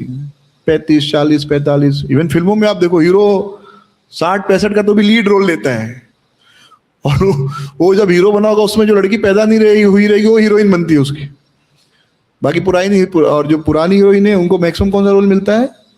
अगर वो रोल कर रही है तो कैरेक्टर रोल बोलते हैं उसको, मतलब वो माँ का रोल करेंगी, बहन का रोल करेंगी, लीड हीरोइन का रोल नहीं करेंगी। उसके लिए उनको यंग लड़कियां ही चाहिए, 20 25 30 मैक्स हुआ। माधुरी दीक्षित देखो, अभी 50 के तो लीड रोल नहीं कर सकते हो। अनिल कपूर आज भी लीड रोल कर रहा है, हाँ, अपनी पोती की उम्र के साथ भी लीड रोल कर लेगा हीरो का। तो जो सच्चाई है उसको आप नकार नहीं सकते, उसको आप मानो मत मानो, सच यही है। जो लोग बात करते हैं स्त्री क्या कोई ऑब्जेक्ट है, अरे आप ही लोगों ने ऑब्जेक्ट बना के रखा है उसको। एडवर्टीजमेंट में स्त्री को ऑब्जेक्ट जैसा दिखाते हो, फिल्मों में ऑब्जेक्ट जैसा दिखाते हो, और फिर बोलते नहीं स्त्री ऑब्जेक्ट नहीं। मतलब इतना डुप्लीसिटी हो गया है, इतना डबल स्टैंडर्ड हो गया है। सो वह सेक्स लाइफ, वह काम का जीवन जो धर्म के विरोध में नहीं है। भगवान कहते वह मैं हूं, क्योंकि उससे नई सृष्टि बनती है, प्रकृति चलती है, हाँ, संतानें आती हैं जो भविष्य में आपकी देखभाल करती हैं, जो आपकी संस्कृति की रक्षा करती हैं, जो आपके परिवार देश समाज की रक्षा करती हैं। तो जब इस प्रकार व्यक्ति विवाह के बंधन में बंध रहा है तो स्मरण करे कि यह भगवान उस रूप में प्रकट हुए। तो शुद्ध शक्ति, रेगुलेटेड डिजायर।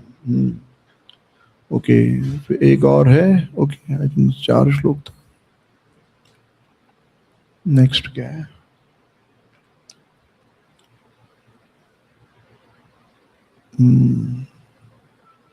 ओके, सो ये जितनी भी शक्तियां हैं, सतोगुण रजोगुण, जो कुछ भी आपको अच्छा दिख रहा है और कोट अनकोट बुरा भी दिख रहा है, तो सब का सब कुछ भगवान से प्रकट होता है। Okay, next section. अब तो ये भगवान ने बताया कि भाई जहां देखो मुझे देखो, इस रूप में आप मुझे देख सकते हो, सूर्य के प्रकाश के रूप में मुझे देख सकते हो, जल के स्वाद के रूप में मुझे देखो, पृथ्वी की गंध के रूप में मुझे देखो। जब आप स्त्री पुरुष संग करते हैं तो उस समय उसे भगवान, अगर धर्म के अनुसार जा रहे तो वह भगवान की शक्ति है, और वो सामान्य शक्ति नहीं है। व्यक्ति कितना आकर्षित होता है उस चीज से। तो उस शक्ति को मेरी शक्ति जानो, जो प्रणव ओम है वह मैं हूं, ओमकार अग्नि का प्रकाश में हूं। तो इस प्रकार आप हर जगह मुझे देख सकते हैं, मेरा ध्यान कर सकते हैं। अब चौथा सेक्शन या चौथा पार्ट है वर्ष 15 और 16 की। 4 प्रकार के लोग, कौन से 4 प्रकार के लोग भगवान को समर्पण नहीं करते,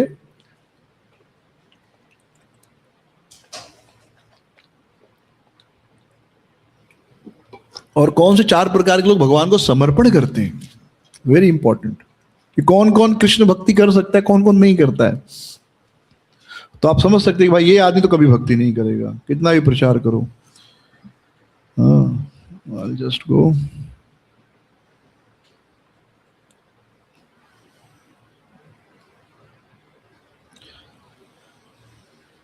न माम दुष्कृतनो मूढ़ा प्रपद्यन्ते नराधमः मायया अपहृत ज्ञान आसुरम भावम आश्रित। न माम दुष्कृतनो मूढ़ा, कौन कौन मुझे समर्पण नहीं करते, जो भक्ति नहीं करेंगे। पहला, मूढ़ व्यक्ति जो है, हाँ, जो मूढ़ व्यक्ति, जो पूर्ण रूप से भौतिकतावादी है। तो व्यक्ति जवान होता है 18, 20, 22 साल, 25 साल तक ना, उसको बहुत लगता है भगवान, आप बहुत से वीडियो देखेंगे, राम कौन है, हमको तो देखो इधर से शक्ति मिली, उधर से राम, ये सब बेवकूफ लोग हैं, मूर्ख लोग हैं, इन्होंने हमारा। ठीक है, जब तक शरीर में ताकत, आप कुछ भी बोल सकते हो, लेकिन बुढ़ापा भी सच्चाई है, बीमारी भी सच्चाई है। हाँ, तब अनुभव होता है, और तब आपके पास कोई सहारा नहीं होता, क्योंकि आपको पता है कि भाई जिसे भी आप अपना आइडल मानते हो वो आपको कोई मदद नहीं कर सकता। आपके मन में वो श्रद्धा नहीं रह सकती कि ये आदमी, भौतिक रूप से आपको लग सकता है कि भाई हमें कुछ मिल गया, जैसे मैं किसी को कुछ दे दूं, लेकिन किसको बोलो कि ठीक है मेरा नाम स्मरण करना और आपको सहयोग मिलेगा, आगे शांति मिलेगी, नहीं होगा। वो केवल राम कृष्ण के नाम में ही है।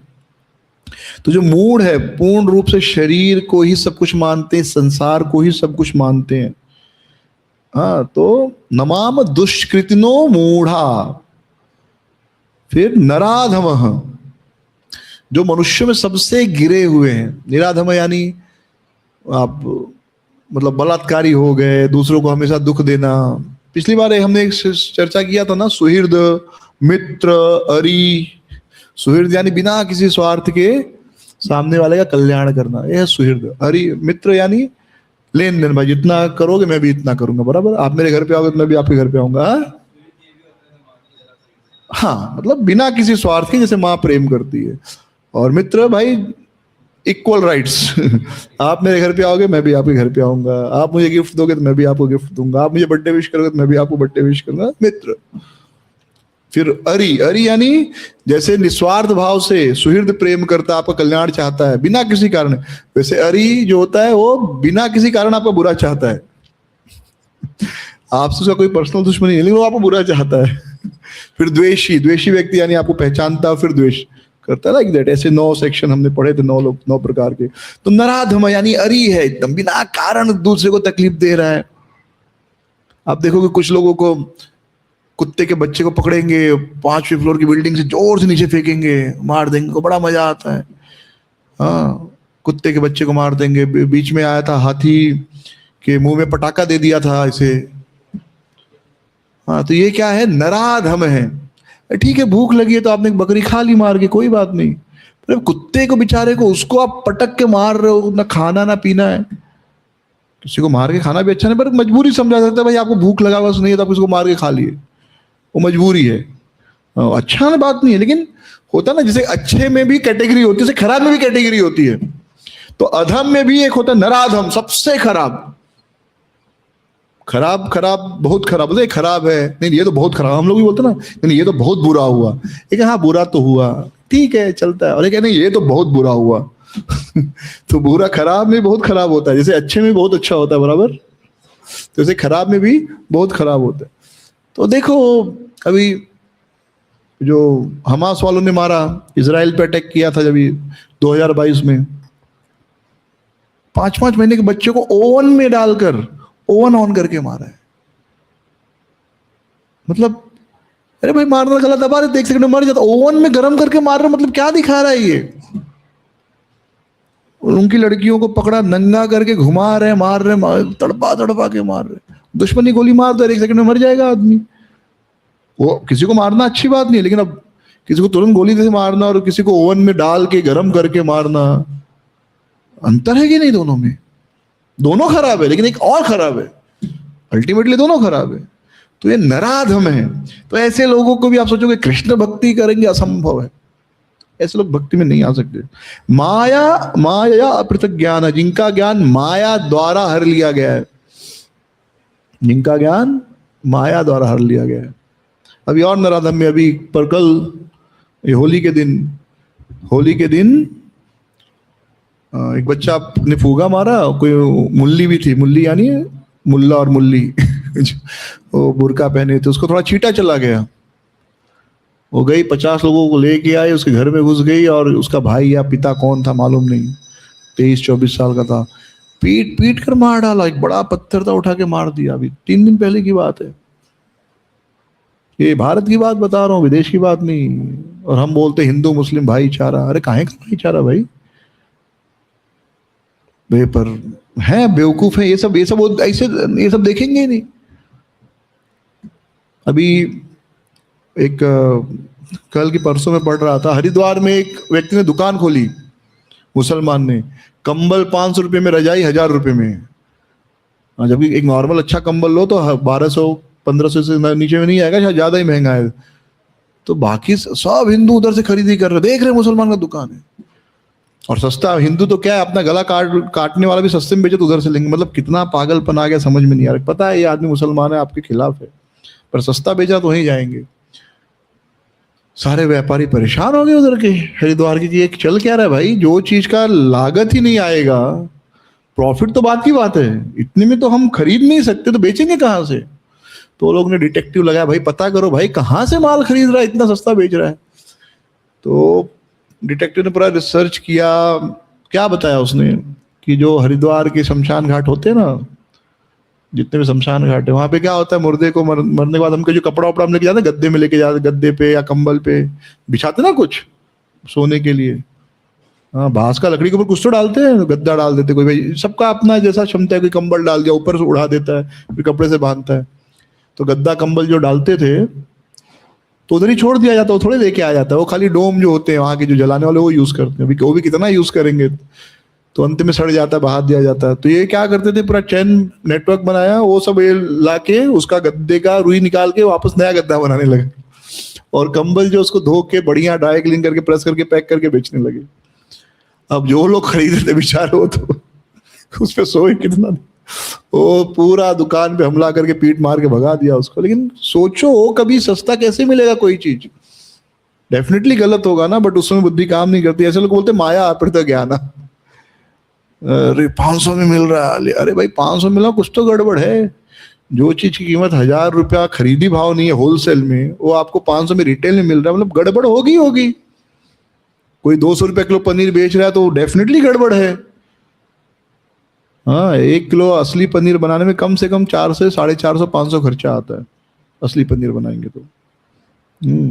1 किलो असली घी बनाएंगे तो कम से कम 1500 से 1800 खर्चा आएगा, असली घी। उसमें आपका गरम करना, पेट्रोल, मतलब गैस का खर्चा है, आपका टाइम है, बर्तन है, सब कुछ है ना। तो वो आपको असली देसी घी 500 रुपये में मिल रहा है, मतलब कुछ तो गड़बड़ है। हम लोग कई जगह धर्म स्थान पे जाते, छोटा छोटा दिया बेचते लोग 5-5 रुपए में। 5 रुपया, 5 रुपये में उतना दिया का घी कैसे आ सकता है भाई? तो जो कसाई खाने होते हैं उनकी जो चर्बी निकलती है जानवरों की, वही चर्बी से बनता है वो। हम लोग उससे पूजा कर रहे हैं, और बेवकूफी इतना ही मंदिरों में भी रखते बेचने के लिए। वो समझ में नहीं, मैं पूछता हूँ भाई क्या है इसका, पता किया क्या है? असली घी तो नहीं हो सकता, नॉर्मल घी भी नहीं हो सकता, जर्सी गाय का भी घी भी नहीं हो सकता ये। तो चर्बी से भगवान का आरती कर रहा और सोच रहे सब पुण्य होगा।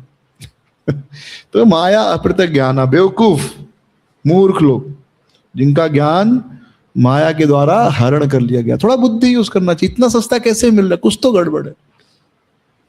कोई चीज अगर सस्ती मिल रही है तो कुछ तो गड़बड़ होगा ना। कुछ तो गड़बड़, इतना सस्ता कैसे मिल सकता है ये चीज? जिसकी खरीदी इतनी नहीं आ रही, लागत से कम में कोई चीज बेच रहा है, कुछ तो गड़बड़ है। फिर आसुरम भाव आश्रित, और जो लोग असुर हैं, सुर मतलब सुर से सुर मिलाना। सुर ताल में गाना गाते तो अच्छा लगता है ना। अभी कीर्तन कोई कर रहा है, कोई मृदंग बजा रहा है, एक सुर में बजाते तो अच्छा लगता है। लेकिन अभी कोई गा रहा है, मृदंग कोई और तरीके से बजा रहा है, करताल कोई और तरीके से बजा रहा है, तो असुर हो गया। सुर मैच नहीं हुआ, यानी झगड़ा हो जाएगा, कान को अच्छा नहीं लगेगा। तो असुर यानी जो भगवान के विरोध काम करते रहते हैं, जो हमेशा भगवान के। तो 4 प्रकार के लोग भगवान को समझ नहीं सकते, भगवान को समर्पण नहीं करते। अब कौन से 4 प्रकार के लोग भगवान को समर्पण करते हैं उसके बारे में भगवान बताते हैं। चतुर्विधा भजन्ते माम जनाः सुकृतिनो अर्जुन, आर्तो अर्थार्थ जिज्ञासी, आर्थ जिज्ञासुर अर्थार्थी, ज्ञानी च भरत ऋषभ। फिर भगवान कहते 4 प्रकार के लोग मेरा भजन करते, 4 प्रकार के लोग मेरे पास आते हैं। आर्थ, आर्त, आर्थ यानी आर्त का मतलब होता है जो कष्ट में है। आर्त मतलब कष्ट में है, दुखी व्यक्ति मेरी शरण में आता है। तो आप देखेंगे तो अधिकतर लोग जो भगवान के मंदिर जाते हैं या कहीं पे भी, हाँ स्पेशली मंदिरों की बात कर रहा हूँ, मस्जिद में तो डर से जाते हैं लोग। उनको रोबोट बना दिया जाता पैदा होते ही नरक का, कि भाई तुम अल्लाह का नहीं पूजा करोगे तो नरक में तुमको जलाएंगे जिंदगी भर के लिए। बचपन से बच्चा है सुनता है। इसलिए आप देखेंगे वो पूरे रोबोट होते हैं। They are not humans, they are robot. Robot कैसा बटन दबाने पे काम करता है ना, ऐसे उनको एक बार बोल दिया इसका गला काट दो, काट देंगे। क्यों? वो रोबोट है, वो आदमी है ही नहीं। जॉम्बी बोलता है, जॉम्बी। बचपन से उनको यही सिखाया जाता है। और जो जितना मस्जिद के करीब है और मदरसा में पढ़ा, उतना ज्यादा वो रोबोट होता है। Never trust them. नेवर मतलब नेवर, उन पे आप कभी ट्रस्ट नहीं कर सकते। तो ठीक है, मस्जिद चर्च में तो डर से जाते हैं, लेकिन मंदिरों में तो हम बचपन से बच्चों को सब सिखाते नहीं। बच्चों को बताना चाहिए भक्ति के बारे में, डराना नहीं चाहिए, लेकिन बताना चाहिए भगवान करुणा में है, दया में है। डराने की जरूरत नहीं कि नहीं करोगे तो तुमको नरक में डाल के हमेशा जलाएंगे, rest of the eternity. Muslim philosophy क्या है? एक लाइफ है, अल्लाह ने हमको बनाया है आपको टेस्ट करने के लिए। टेस्ट करने के बाद अगर आप अच्छा करोगे मतलब वो नमाज पढ़ोगे, अल्लाह का बात मानोगे, काफिरों का गला काट दोगे, ये सब अच्छा काम है, तो आपको जन्नत मिल जाएगा। काफिरों से दूर रहोगे और नहीं करोगे उनके हिसाब से अच्छा काम, तो नरक में और हमेशा के लिए। सेकेंड लाइफ का कंसेप्ट नहीं है, इसलिए और ज्यादा और डरते हैं। हमारे में क्या, हम बोल देंगे ठीक है ये जीवन नहीं, अगले जीवन में देख लेंगे। यार अगला जीवन तो है ना, इसलिए हमारे में डर भी थोड़ा कम होता है। उनमें डर बहुत होता है क्योंकि उनको पता यही जो है। अब मुझे ये नहीं समझता कि अल्लाह ने खुद बनाया हमको, फिर टेस्ट किस चीज का ले रहे हो? अपनी बनाई हुई चीज पे उसको पता नहीं अच्छा है कि बुरा है, बराबर? हम लोग कुछ बनाते तो टेस्ट करते ना, अच्छा है कि बुरा है। तो मनुष्य का स्वभाव है, भगवान का स्वभाव, भगवान को तो पता है ना अच्छा है कि बुरा है। फिर टेस्ट फिलॉसफी बोगस है एक्चुअली। इसका मतलब या तो फिर परफेक्ट नहीं है। अगर मैं कुछ बनाया और फिर टेस्ट करूं, इसका मतलब मैं मनुष्य में बोल सकता हूं भाई बनाया पर गलती हो सकता है, उससे तो गलती नहीं होना चाहिए ना ऊपर वाले से। तो ऊपर वाले ने बनाया तो उसको पता नहीं अच्छा है कि बुरा है। तो जब आप ऐसा बोलोगे ना, नहीं नहीं नहीं उसको पता है लेकिन फिर भी वो टेस्ट ले रहा है, तो बेवकूफी हो गया। मतलब उसने मुझे बुरा ही बनाया तो टेस्ट किस चीज का ले रहा? और फिर उसकी गलती ना, मुझे बुरा बनाया फिर मैं बुरा काम करूंगा क्योंकि उसने बनाया, और फिर नरक में डाला। तो लॉजिक है कोई इस बात का? पहले कहेंगे नहीं वो टेस्ट ले रहा, आप अच्छा करोगे मुसलमान बन जाओगे तो आपको जन्नत में डालेगा, नहीं बनोगे तो नरक में डालेगा। ठीक है, पर उसने बनाया ना, तो उसको पता होना चाहिए ना। उसने मुझे पहली बात हिंदू ही क्यों बनाया, सीधा मुस्लिम घर में पैदा कर दिया होता। अगर एक ही लाइफ है एक और टेस्ट है, हम तो कर्म फल भोग रहे हैं। हिंदू फिलॉसफी में टेस्ट नहीं है, हिंदू फिलॉसफी में कर्म फल है कि भाई आपने बुरे कर्म किए इसलिए आप इसमें भोग रहे हो, फिर आपको मौका मिलेगा भक्ति का। एक साधारण माँ बाप भी अपने बच्चे को मौका देते हैं, राइट, 2 बार 3 बार 4 बार गलती करने। यहाँ पे तो अल्लाह तो और ज्यादा दयालु होना चाहिए, वो तो मौका ही नहीं दे रहा है, मतलब दया है ही नहीं उसके अंदर। तो जब आप बोलोगे टेस्ट के बारे में तो कहेंगे नहीं नहीं उसको पता है। तो उसको पता है तो गलत क्यों बनाया हमको? और जब पता है तो गलत बना तो हम गलत ही करेंगे, नरक में जाएंगे। तो फिर तो वो जालिम हो गया ना, वो खराब हो गया ना। फिर बोलेंगे तुम लोग काफिर हो, तुमको समझ में नहीं आएगा, ये सब करके भाग जाएंगे। जहां तर्क में हारने लगते तुरंत या तो भाग जाते हैं या आपको मारपीट पे गाली गलौज पे उतर आते हैं। इसलिए आप देखो उनमें तर्क अलाउड ही नहीं है। वहां पे आप डिस्कशन नहीं कर सकते, आप क्वेश्चन नहीं पूछ सकते। यहाँ पे आप राम के बारे में पूछ सकते हो, कृष्ण के बारे में पूछ सकते हो। वो फिर अंतिम में बोलता है आदमी ठीक है भाई आपको मानना है मानो, नहीं मानना मत मानो, हम बोल देंगे। उनमें ऐसा नहीं है। वहां पे आप कोई मुसलमान बोल दे अल्लाह ऐसे ऐसे क्यों किया, ये काफिर हो गया है, गला काट दो। सऊदीया पाकिस्तान ऐसे फांसी दे दी जाती तुरंत, या पब्लिक ही पीट के मार देगी। हमारे यहाँ नहीं, ठीक है भाई नहीं मानता मत मान भाई, चल जिस दिन भगवान का इच्छा होगा तुझे पता चल जाएगा। तो मंदिरों में अधिकतर भक्त आते हैं। लोग कब आते हैं? आर्त, थोड़ा दुखी जब हो जाते हैं दुनिया से कि हाँ दुनिया में तो हमें सोचा था बहुत सुख मिलेगा, आनंद मिलेगा, पति मिलेगा, पत्नी मिलेगी, बच्चे मिलेंगे, सुख होगा। नहीं, पैसा कमा लिया, गाड़ी बंगला सब आ गया, लेकिन सुख नहीं मिला जो चाह रहा था, बल्कि मानसिक रूप से दुख है अभी भी। गाड़ी भी है, आज घर भी है, सब कुछ है, लेकिन वो सुख नहीं मिल रहा है। तो आर्त व्यक्ति, या बीमारी कुछ हो गई, बुढ़ापा आ गया, माँ बाप बच्चे नहीं सुन रहे हैं, बच्चे सम्मान नहीं कर रहे हैं, पत्नी नहीं सुन रही या पति नहीं सुन रहा है, तो आदमी आता है भगवान की शरण में, आर्त। तो अधिकतर आर्त होते हैं कलयुग में, अधिकतर सब आर्त ही हैं भगवान के पास आने वाले। फिर जिज्ञासु, जिसको जिज्ञासा होती है ये दुनिया क्या है, भगवान क्या है, मुझको जानना है, संसार क्या है, जन्म मरण क्या है, क्यों पैदा किया मुझे, जिज्ञासु, वैसा व्यक्ति भगवान के पास जाता है। फिर अर्थार्थी, जिसको पैसा चाहिए, पैसा चाहिए, चलो भगवान से मांगते हैं, भगवान मुझे अमीर करोड़पति बना दो, करोड़पति बना दो, फिर थोड़ा आपको भी दूंगा मैं। अर्थार्थी। और ज्ञानी, ज्ञानी व्यक्ति यानी इसको पता है कि कृष्ण भगवान है, मैं उनका दास हूं, भगवान ने मुझे बनाया है, मेरा कर्तव्य क्या, उनकी सेवा करना। तो ये 4 तरह के लोग भगवान की शरण में जाते हैं। 4 प्रकार के लोग कौन शरण में नहीं जाते? नमाम दुष्कृतनो मूढ़ा, दुष्कृतन मूढ़ा, माया आश्रित, जो नराधम, और जो है माया आश्रित, जो माया में आश्रित है, जिनका ज्ञान माया ने हर लिया है, और जो आसुरम भाव आश्रित, जिनका असुरिक भाव है। और 4 प्रकार के लोग जो भगवान को समर्पण करते, कौन? जो दुखी हैं, जो जिज्ञासु हैं, जो अर्थार्थी जिनको पैसा चाहिए, और जो ज्ञानी है। तो इस प्रकार 4 प्रकार के लोग जो है भगवान की शरण में आते हैं। अब 5वां सेक्शन या प्रश्न कि दूसरे देवताओं की पूजा करने की क्यों आवश्यकता नहीं है। तो जैसे कि आपको पता है हिंदू धर्म में परम भगवान है, ट्रिनिटी का भी कंसेप्ट चलता है, ब्रह्मा विष्णु महेश, पंचोपासना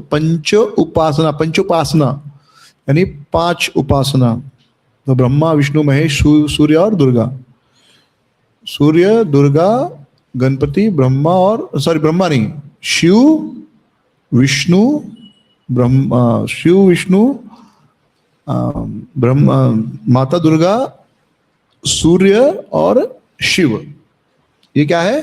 पंच उपासना, यानी 5 माया। व शंकराचार्य ने ये बहुत फेमस किया 5 उपासना की परम भगवान जो है, परम ब्रह्म, वो ये 5 रूपों में प्रकट हुए हैं। किसके रूप में? ब्रह्म के रूप में, मतलब सॉरी ब्रह्मा नहीं, शिव, और शिव हो गए, विष्णु, फिर माता दुर्गा, गणपति, और आई थिंक इंद्र है। हाँ, शिव हो गए ना, शिव और विष्णु 2 हो गए, माता दुर्गा 3, कौन? गणपति जी 4, और एक सूर्य 5। सूर्य ये पंच उपासना में आता है।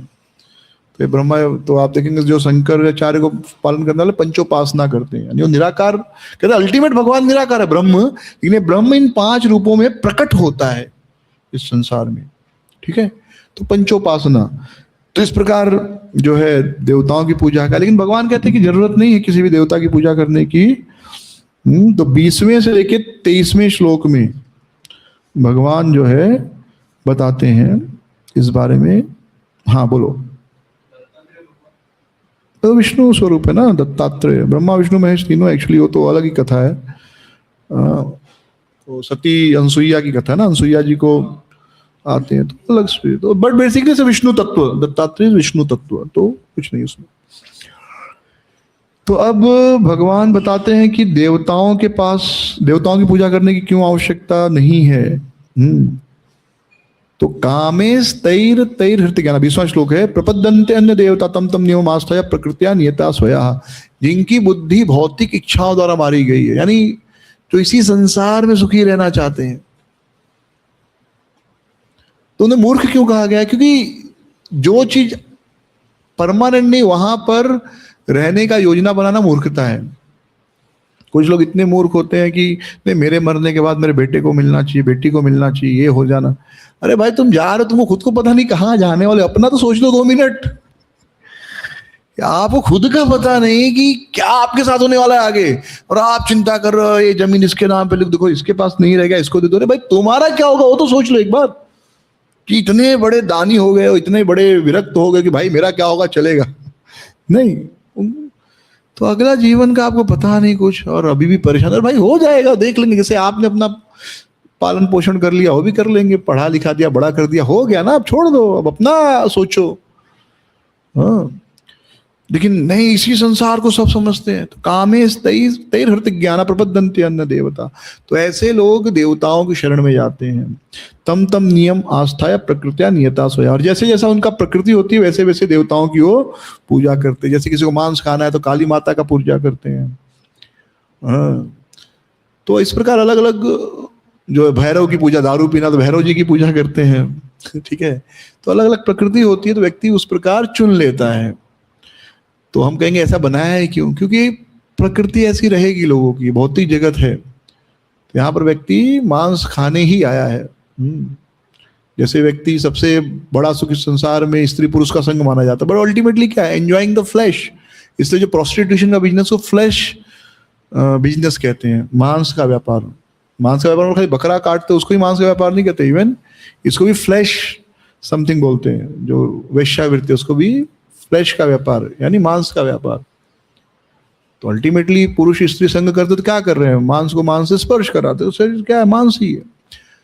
तो इसलिए उनको एक सुविधा दी कि आए इस संसार में, तो ठीक है, आपको इच्छा है तो आप कम से कम किसी सुपीरियर अथॉरिटी के अंडर में तो रहो। नास्तिक नहीं बनता व्यक्ति, यानी आपको मांस खाने के लिए नास्तिक बनने की जरूरत नहीं है कि हम तो मानते ही नहीं भगवान। ठीक है, मांस खा रहे हो, ठीक है, देन भैरव को अर्पित करो, काल भैरव, काली माँ को अर्पित करो, यानी आप मान रहे हो कि आपसे कोई श्रेष्ठ शक्ति है। धीरे धीरे आप जब अर्पित करते हो और इस प्रकार करते हो तो रियलाइज करते हो कि मैं क्या कर रहा हूँ ये। हाँ, अगला जीवन होगा, मृत्यु होगा, तो फिर वो अपग्रेड हो सकता है, चांस है। तो हर व्यक्ति जो है अपने स्वभाव के अनुसार फिर पूजा की विधि चुन लेता है। हम कहेंगे देखो मुसलमानों में एक ही है, नहीं, मुसलमानों में भी एक है, क्रिश्चियन में भी एक है, लेकिन क्रिश्चियन में टोटल 13 है अलग अलग ये है डिवीजन। एक दूसरे में नहीं जाता, दूसरे तीसरे में नहीं जाता, तीसरा चौथे में नहीं जाएगा। कभी एक चर्च, जैसे भी कोई शिव भक्त है विष्णु मंदिर में आने को उसको तकलीफ नहीं, विष्णु भक्त है शिव जी के मंदिर चला जाएगा, साईं बाबा के मंदिर चला जाएगा, साईं भक्त है वो शिव जी के मंदिर आ जाएगा, मतलब कुछ नहीं है, चलेगा, कोई समस्या नहीं है। हाँ, नॉनवेज खाने वाला भी जन्माष्टमी को उपवास रख लेगा, ठीक है, उनमें ऐसा नहीं है। वो सिया सुन्नी के मस्जिद में चला गया ना तो टांग तोड़ देते वो लोग, पता चल गया कि आ गया। ये जो भी वॉर चल रहा है ना, that is basically Siya Sunni war. वो नाम इजराइल बेचारा फंस गया उसमें, क्योंकि कुरान में क्लियरली लिखा है कि Jews they are like swine, they are like pig, सुअर है, टट्टी है, मफस क्या वर्ड है, दे आर लाइक टट्टी, स्टूल, उनको जीने का अधिकार नहीं है। मुसलमानों का सबसे बड़ा दुश्मन कौन है? कौन? जूज, यहूदी, कुरान के हिसाब से। तो अब सुप्रीमेसी की लड़ाई है। ईरान चाहता है कि वो इजराइल को खत्म करके पूरे मुस्लिम देश को बोले देखो मैंने जो मुसलमानों का सबसे बड़ा दुश्मन है कुरान के हिसाब से उनको खत्म किया। अरब चाहता है, सऊदीया चाहता है कि भाई उसका सुप्रीमेसी बना रहे। Arab is Sunni, Israel is Shia, Shia community. तो इसके लिए वो बार बार इजराइल को अटैक करके मारना चाहता है, इसलिए एटम बम बना रहे हैं इस शिया लोग, Israel, Iran, Iraq, sorry Iraq ना, इराक। और अब इजराइल बोला है भाई तुम एटम बम बना के हमको खत्म कर दोगे, तुम हमको खत्म करो, उसके पहले हम तुमको खत्म करेंगे। तो क्रिश्चियन लोगों का, क्रिश्चियन लोग भी दुश्मन है कुरान के हिसाब से। कुरान के हिसाब से खाली मुसलमानों के अलावा सारे दुश्मन है उनके। और मुसलमानों के में भी फिर जो क्या कहते हैं उसको, काफिर नहीं, उसमें एक है मतलब जो मुसलमान हो के लेकिन छोड़ दिया, वर्ड मुझे याद नहीं आ रहा है, तो उनमें करीब 100 के ऊपर, अभी तो 300 के ऊपर उनमें अलग अलग पंथ हो गए हैं। देवबंदी, बरेलवी, अहमदिया, वजीही, क्या क्या है, इतना सारा नाम है उसमें, 300 के ऊपर है। और एक दूसरे की मस्जिद में चला गया, पता चल गया ना, दूसरा मस्जिद वाला आया, उसका टांग तोड़ देंगे, मारेंगे, भगा देंगे, फिर मस्जिद को धोते कि अशुद्ध हो गया हमारा मस्जिद। बहुत बहुत झगड़ा है, बहुत ज्यादा झगड़ा। तो भारत में थोड़ा मिल के रहते हो लोग, क्योंकि हिंदू है तो डर से। पाकिस्तान में देखो बम फटता है रोज, पाकिस्तान में जाके देखो कितना बेकार हालत है अहमदिया मुसलमानों का। सऊदीया को देख लो, सऊदी, ईरान, इराक, तेहरान, सब लड़ ही रहे, रोज ही लड़, सीरिया, ISIS, सीरिया, अफगानिस्तान, बहुत बेकार हालत है। सो उनमें आप देखेंगे तो अलग अलग नेचर है, इसलिए भले एक ही उनका पुस्तक हो, एक ही उनका गुरु हो, लेकिन फिर भी कितने पंथ बन गए। क्रिश्चियन लोग, मुस्लिम में भी, क्रिश्चियन में भी एक ही है बाइबल, एक ही है, उनमें भी इन्फेंट है, एक जीसस वाला, बेबी जीसस करके अलग है, प्रोटेस्टेंट अलग है, क्रिश्चियन अलग है, ऑर्थोडॉक्स अलग है, पता है आपको ये? ऑर्थोडॉक्स अलग है, प्रोटेस्टेंट अलग है, कैथोलिक अलग है। अब पूछो, हम बोलते हैं कैथोलिक क्रिश्चियन, नहीं, कैथोलिक क्रिश्चियन अलग होता है, प्रोटेस्टेंट क्रिश्चियन अलग होता है, ऑर्थोडॉक्स क्रिश्चियन अलग है। हाँ हाँ, सब मुझे और फिर एक इन्फेंट भी, यानी जीसस को बेबी रूप में, वो एक अलग है। एक है मैरी और जीसस का, वो अलग है, यानी मैरी के साथ जीसस। तो ऐसे उनमें 13 है, मिनिमम 13, ज्यादा भी होंगे तो मुझे नहीं पता, बट 13 तो मिनिमम है। और एक दूसरे की चर्च में नहीं जाता है, वो लिखा रहेगा Catholic church, Protestant church, infant Jesus church, Mary और मैरी मरियम ऐसा कुछ चर्च, मैरी जी, तो सब अलग है। तो समझ जाता है भाई अपना वाला नहीं, अपने को नहीं जाना है, या अपना वाला अपने को जाना, अपने लिए है। तो अलग अलग चर्च है, क्योंकि प्रकृति अलग अलग सबकी रहेगी, तो उनमें इसलिए झगड़ा है। लेकिन वैदिक में बता दे भाई तुम नॉनवेज खाना तो ये कर लो, ये खाना तो, ताकि किसी अथॉरिटी के अंदर तो रहो। तो भगवान आगे कहते हैं कि अलग अलग जिनकी भौतिक इच्छाएं अलग अलग फॉलो करते, लेकिन यो यो याम याम तनुम भक्त श्रद्धया आर्चितुम इच्छतु, 21 श्लोका, तस्य तस्याचलाम श्रद्धाम तामेव विद धाम्य हम, कि जो जो जिस जिस विग्रह की पूजा करता है, जिस तनुम विग्रह को पूजा करता है, मैं क्या करता हूं उसकी श्रद्धा को स्थिर कर देता हूं कि भाई तुम पूजा करो, कोई बात नहीं, ताकि आपकी श्रद्धा उस पर हो जाए। लेकिन आगे भगवान बताते हैं, हाँ क्या,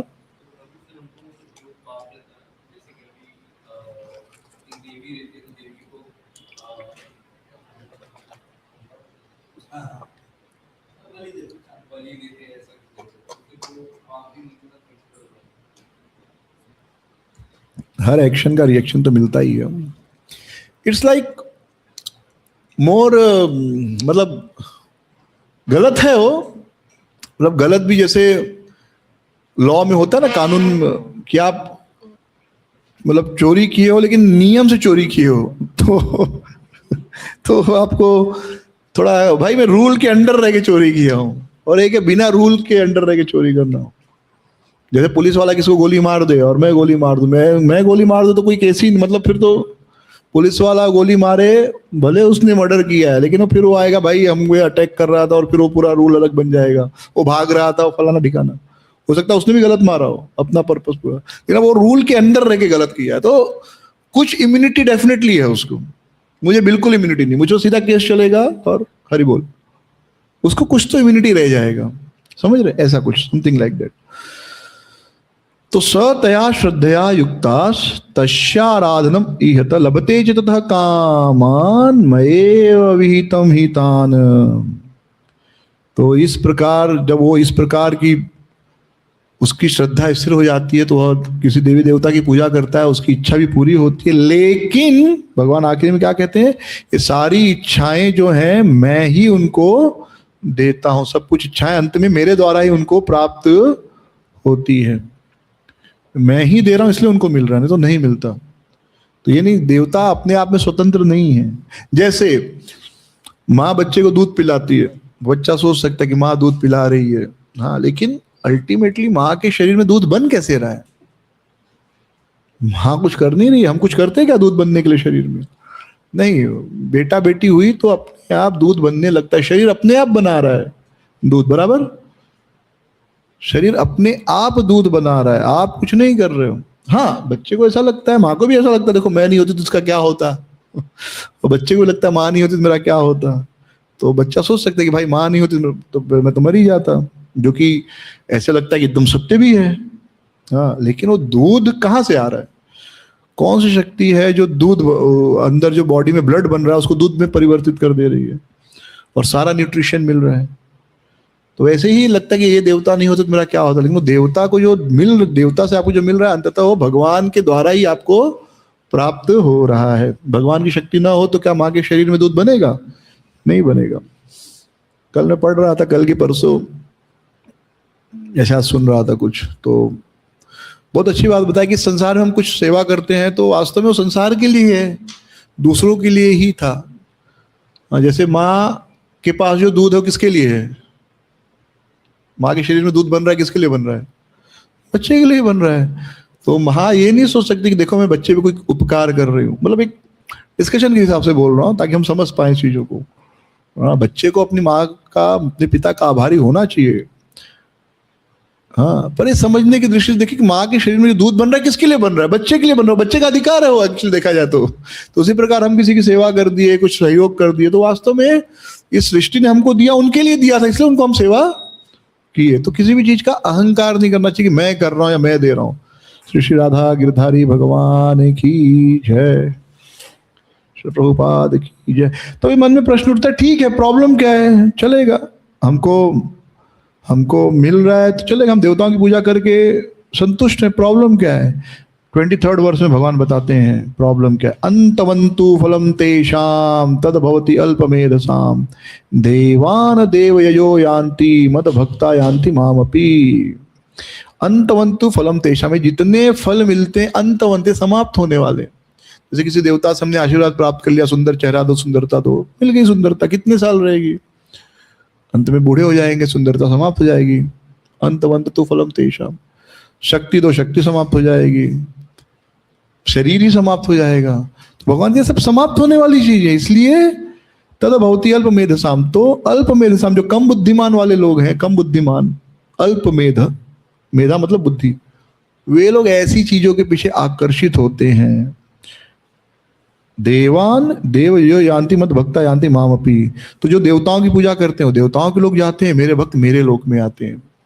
तो देवता की पूजा करने वाले देवलोक में जाते हैं। लेकिन प्रॉब्लम क्या है, छठे नेक्स्ट चैप्टर में भी, 8वें चैप्टर में भी बताया जाएगा ये। लेकिन समस्या क्या है कि देवताओं की पूजा करने देवलोक में जाते हैं, और वो क्या है, आ ब्रह्म भुवनालोका पुनरावर्तित अर्जुन, कि आप ब्रह्मलोक में भी जाओ, वहां पर फिर से मृत्यु होगी, वो छोड़ना पड़ेगा आपको। ये अंतवंत है, ये परमानेंट नहीं है। आज हमको लग सकता है सब शाश्वत, नहीं, कुछ शाश्वत नहीं है, ना आपके सुख ना आपके दुख। इसलिए मैं कहता हूं लाइफ एक जोक है, इसको जोक जैसा एंजॉय करो और भगवान की भक्ति करो, सब टाइम पास है, ज्यादा सीरियसली लेने की जरूरत नहीं है। लाइफ को सीरियसली लेने की जरूरत नहीं है, केयर फ्री रहना चाहिए, केयरलेस नहीं होना है आपको। सेम सोचिए एकदम फिर केयरलेस हो गए, नौकरी जाना बंद कर दिया, ऐसा नहीं, केयर फ्री रहना चाहिए, केयरलेस नहीं। हाँ, अननेसेसरी चिंता करने की जरूरत नहीं। पर टाइम लाइफ जो कि आज आपको लग रहा नहीं घर खरीदना, ये करो, ठीक है, जरूरत है तो ठीक है, चिंता मत करो उस चीज की। हाँ, अगले 10 साल बाद यही चीजें यूजलेस हो जाएंगी, इसका कुछ मतलब ही नहीं रहेगा। मैं एक प्रैक्टिकल उदाहरण देता हूँ। मतलब मैं तो आश्रम चला गया 20-21 साल का, तो भी पिताजी के साथ कभी बैठता हूँ तो बात करते करते अब लगता है कुछ बात होता है डिफर, तो लगता है पापा डांटेंगे, क्योंकि बच्चों ने डांटते थे ना, माँ बाप बच्चों को डांटते हैं ना। ये देखता हूँ नॉर्मल बात करते, फिर रियलाइज होता नहीं शायद अभी एक उम्र भी हो गया ना, तो अभी आदमी कैसे डांटेगा। तो आपको लगता है भाई हम बच्चों को डांट रहे, वही बच्चा 20-22 साल का होता है, आप डांटना बंद कर देते हो, आप फिर आपको खुद को नहीं होता कि कैसे डांटू। हाँ ठीक है भाई, उसका डिसीजन जो करेगा करेगा। तो हमको लग सकता है कोई चीज बड़ी इंपॉर्टेंट है आज, आज हो सकता है आपको लगे, लग रहा है 10 साल बाद उसका कुछ वैल्यू नहीं रह जाता, 10 साल बाद उस चीज की कोई वैल्यू नहीं रह जाती। आज शादी है मेरी, कितना वो बनाने में, वो ड्रेस वगैरह कितना खर्चा करते हैं लोग, 4 घंटे में सारा इवेंट खत्म, 6 महीने में फोटो वोटो देख के, वो वीडियो फोटो आने तक एक और रहता है भाई कैसा दिख रहा हूँ कैसे दिख। वो आज कितने लोग एक्साइटेड अपना शादी का वीडियो देखने में, थोड़ा भी शादी का वीडियो देखेंगे कितने लोग, ये प्री वेडिंग ये पोस्ट वेडिंग है, किसी को एक्साइटमेंट है थोड़ा भी? हो गया यार, देख लिया बहुत देख लिया। राइट तो उस समय लेकिन लग लगा उस दिन, उस समय लग रहा अरे नहीं शादी है क्या क्या करना है, हाँ ठीक है शादी खुशी मतलब, but life is a joke. मेरे को मुझे तो यही अनुभव होता है, टाइम पास, ज्यादा गंभीर होने की जरूरत नहीं है। शरीर पे कपड़ा हो, 2 वक्त का प्रसाद हो जाए, सर पे एक छत हो, ठीक है, भगवान इतना शक्ति रखे किसी को कुछ जरूरत पड़े तो मदद कर दिए, इतना हो गया तो I think you are successful, life success है। भगवान की भक्ति कर रहे हैं डेफिनेटली, वो तो करना ही है। बाकी कुछ मतलब नहीं, आप अरबपति बन गए, आप बहुत बड़े स्टार बन गए, दुनिया में हजारों लोग आपको जानते हैं, करोड़ों लोग, कुछ मतलब नहीं, सब यूजलेस है। आज आपको जानते हैं, कल भूल जाएंगे। अभी कुछ मैच चल रहा था शायद, तो एक आया था क्लिप आया था, वो धोनी भी शायद आखिरी वाला मैच देख रहा था भारत का और इंग्लैंड का, राइट कल, हाँ कल मुझे कोई बता रहा था, कल डिस्कशन, कल हम लोग सेंटर वॉक, तो मुझे कल लड़का आता है हमेशा वॉकिंग के लिए, तो बताते रहता क्या चल रहा है लेटेस्ट, तो मुझे बता रहा था अरे वो धोनी की वाइफ भी थी, वो खुश होने लगी। तो बोला, मैं मन में सोचा कि देखो एक टाइम था खुद फील्ड में खड़ा होकर खेलता था, आज इसको देखना पड़ रहा है बैठ के, हाँ ठीक है, मतलब उसके हाथ में कुछ नहीं है, बस यही लाइफ है। एक समय था मतलब भाई धोनी है, आज क्या है, कोने में चुपचाप पड़ा है भाई वो, आज सब चेंज हो गए, पूरे गेम के सारे प्लेयर चेंज हो गए, अभी इतना सा भी कंट्रोल नहीं है, बस यही लाइफ है। क्या किसको याद हो, ठीक है खड़े हो, कैमरा मैन दिखा दिया आपको याद आ गया, तो याद भी नहीं आता, बराबर लाइफ ऐसा ही, कुछ फर्क नहीं पड़ता आप फेमस हुए नहीं हुए, आप अंदर से खुश हो कि नहीं, वो ज्यादा इंपॉर्टेंट है, और वही इंपॉर्टेंट है। तो जितना हम शास्त्र पढ़ेंगे, जितना नाम जप करेंगे, जितना भक्तों के साथ रहेंगे, उतना खुश रहेंगे, बस बाकी सब यूजलेस। तो भगवान कहते हैं अंत तो फलम तेषाम, ये तो भक्ति अल्पमेधसाम। कम बुद्धिमान वाले लोग वो चीज के पीछे आकर्षित होते हैं, बुद्धिमान आदमी बोलता है क्या यूजलेस है, मतलब ही नहीं कुछ इस चीज का। हाँ तो देवताओं के लोग जाओगे तो उधर वापस आना जाना पड़ेगा, लेकिन भगवान कहते मेरे भक्त मेरे पास आते हैं। ओके नेक्स्ट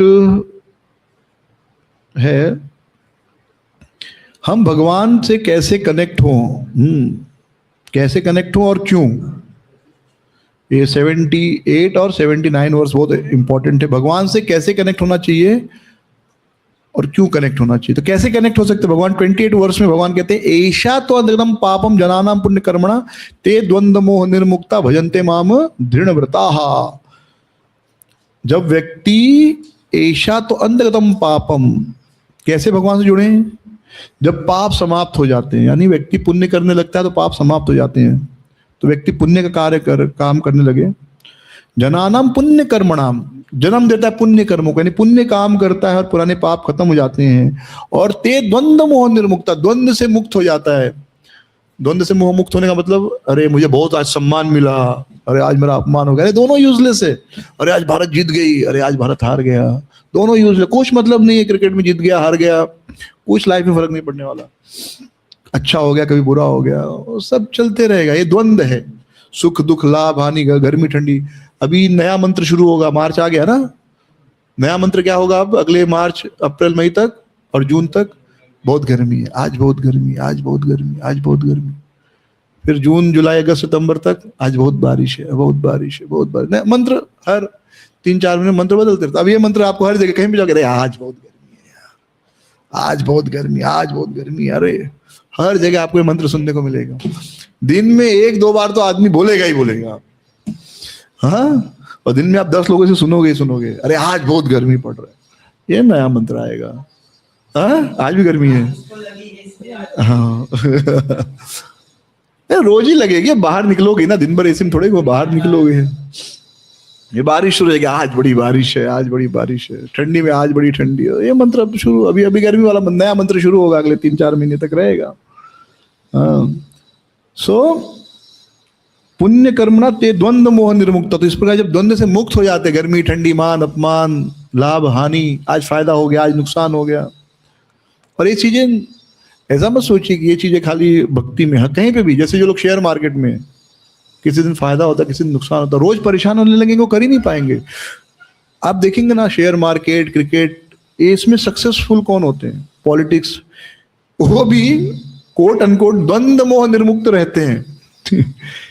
वो ज्यादा परेशान नहीं, तेरा आज लॉस हो गया तो बहुत दुखी नहीं हो जाएंगे, अच्छा आज लॉस पर ठीक है, देखते हैं क्या कर सकते, आज करोड़ का फायदा हो गया आज सेलिब्रेट करेंगे, नहीं, उनको पता है कल फिर लॉस होने वाला, बैलेंस, तो बैलेंस में चलते हैं। पॉलिटिशियन आज जीत गए कल हार गए, फिर परसों जीत गए, क्रिकेट के मैच में आज जीत गए कल हार गए। हाँ, तो आप देखेंगे जो भी ये सब लोग होते हैं, कहीं ना कहीं जो फेमस लोग आप देखेंगे, ये द्वंद्व मोह निर्मुक्त होते हैं। ऑफकोर्स इन गलत वे में होते हैं, लेकिन होते हैं। अदरवाइज आपको लगता है वो सरवाइव कर पाएंगे? एक मैच जीत गया, अरे आज जीत गए, पूरे रात भर पार्टी करेंगे, पूरा अगले दिन हार गए, दुखी हो गए, डिप्रेशन में चले गए, नहीं। तो थोड़ा सा मोमेंट्री खुशी मना लिया, सेलिब्रेट कर लिया, थोड़ा मोमेंट्री दुखी हो गए, उनका दुख 10-15 मिनट होता है बस। फैंस जैसा वो 2 दिन दुखी नहीं रहते, वो फैन जैसा 2 दिन दुखी रहेंगे ना फैंस जैसे, तो अगला मैच में फिर हारेंगे। और एकदम खुश रहेंगे तो भी अगले मैच में हारेंगे। तो वो उसको तुरंत 10-15 मिनट खत्म करना होता है वो चीज। हार गए 10 मिनट दुख मनाए खत्म, जीत गए 10 मिनट सुख, मतलब वो सेलिब्रेट किया फिर खत्म, भूल जाओ, अगला मैच नेक्स्ट कमिंग अप। सो द्वंद्व मोह निर्मुक्ता भजन्ते माम दृढ़ता। और जो मेरा दृढ़ भजन करते, तो इस प्रकार जब व्यक्ति दृढ़ भजन करता है तो भगवान को प्राप्त करता है। ऐशाम तो अतम पापम जनानाम पुण्य कर्मणा ते द्वंद्व मोह निर्मुक्ता भजन्ते माम दृढ़ता। फिर आगे भगवान कहते जरा मरण मोक्षाय ममाश्रिते दन्ति ते ब्रह्म तत्विदः कृष्णम अध्यात्म कर्म चाक। तो जरा मरण मोक्षाय, बुद्धिमान व्यक्ति क्या करता है? जन्म मृत्यु, जरा मरण मोक्षाय, जन्म मृत्यु से पार पाने के लिए माम आश्रित यतन्ति थे, वो मुझ पर निर्भर होता है। तो बार बार जन्म लेना मरना, जन्म लेना मरना, नया पत्नी नया पति, नया बच्चे, नया परिवार, नई पढ़ाई, फिर से हर साल हर जन्म में, वो सबसे बचने के लिए प्रयास करता है। जरा मरण मोक्षाय माम आश्रित यतन्ति थे। तो भगवान से क्यों जुड़ना चाहिए? इसलिए जुड़ना चाहिए। तो 28वें श्लोक में कैसे भगवान से जुड़ सकते हैं? तो कोई कहेगा क्यों जुड़ना है? क्योंकि जरा मरण मोक्षाय। तो बुद्धिमान व्यक्ति माम आश्रित यतन्ति थे, मेरी शरण लेता है, माम आश्रित, मुझ पर निर्भर होता है। क्यों? जन्म मरण से बचने के लिए, कि बार बार जन्म लेना, बार बार मरना अच्छी बात नहीं है। तेद ब्रह्म ते विदुः कृष्णम कृष्णम आध्यात्मम कर्म चाखिलम। और इस प्रकार वे क्या है? इस प्रकार वो जानते हैं कि ब्रह्म यानी परम भगवान क्या है। ते ब्रह्म तद विदु, ब्रह्म क्या है, परम भगवान क्या है, आध्यात्म कर्म चाखिलम। और इस प्रकार वे जो है भक्ति को, मुक्ति को प्राप्त कर लेते हैं। ओके, सो आई थिंक 1 बज गया, इस 7 चैप्टर कंप्लीट हो गया। So next week will continue with 8। Hare Krishna. कुछ प्रश्न है किसी का?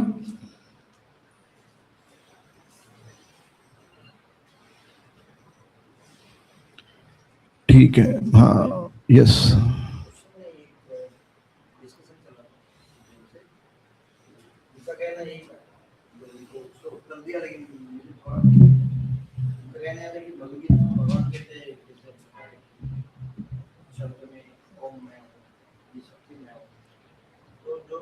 सब जगह भगवान मैं पता है, तो अहंकार या उसकी कुछ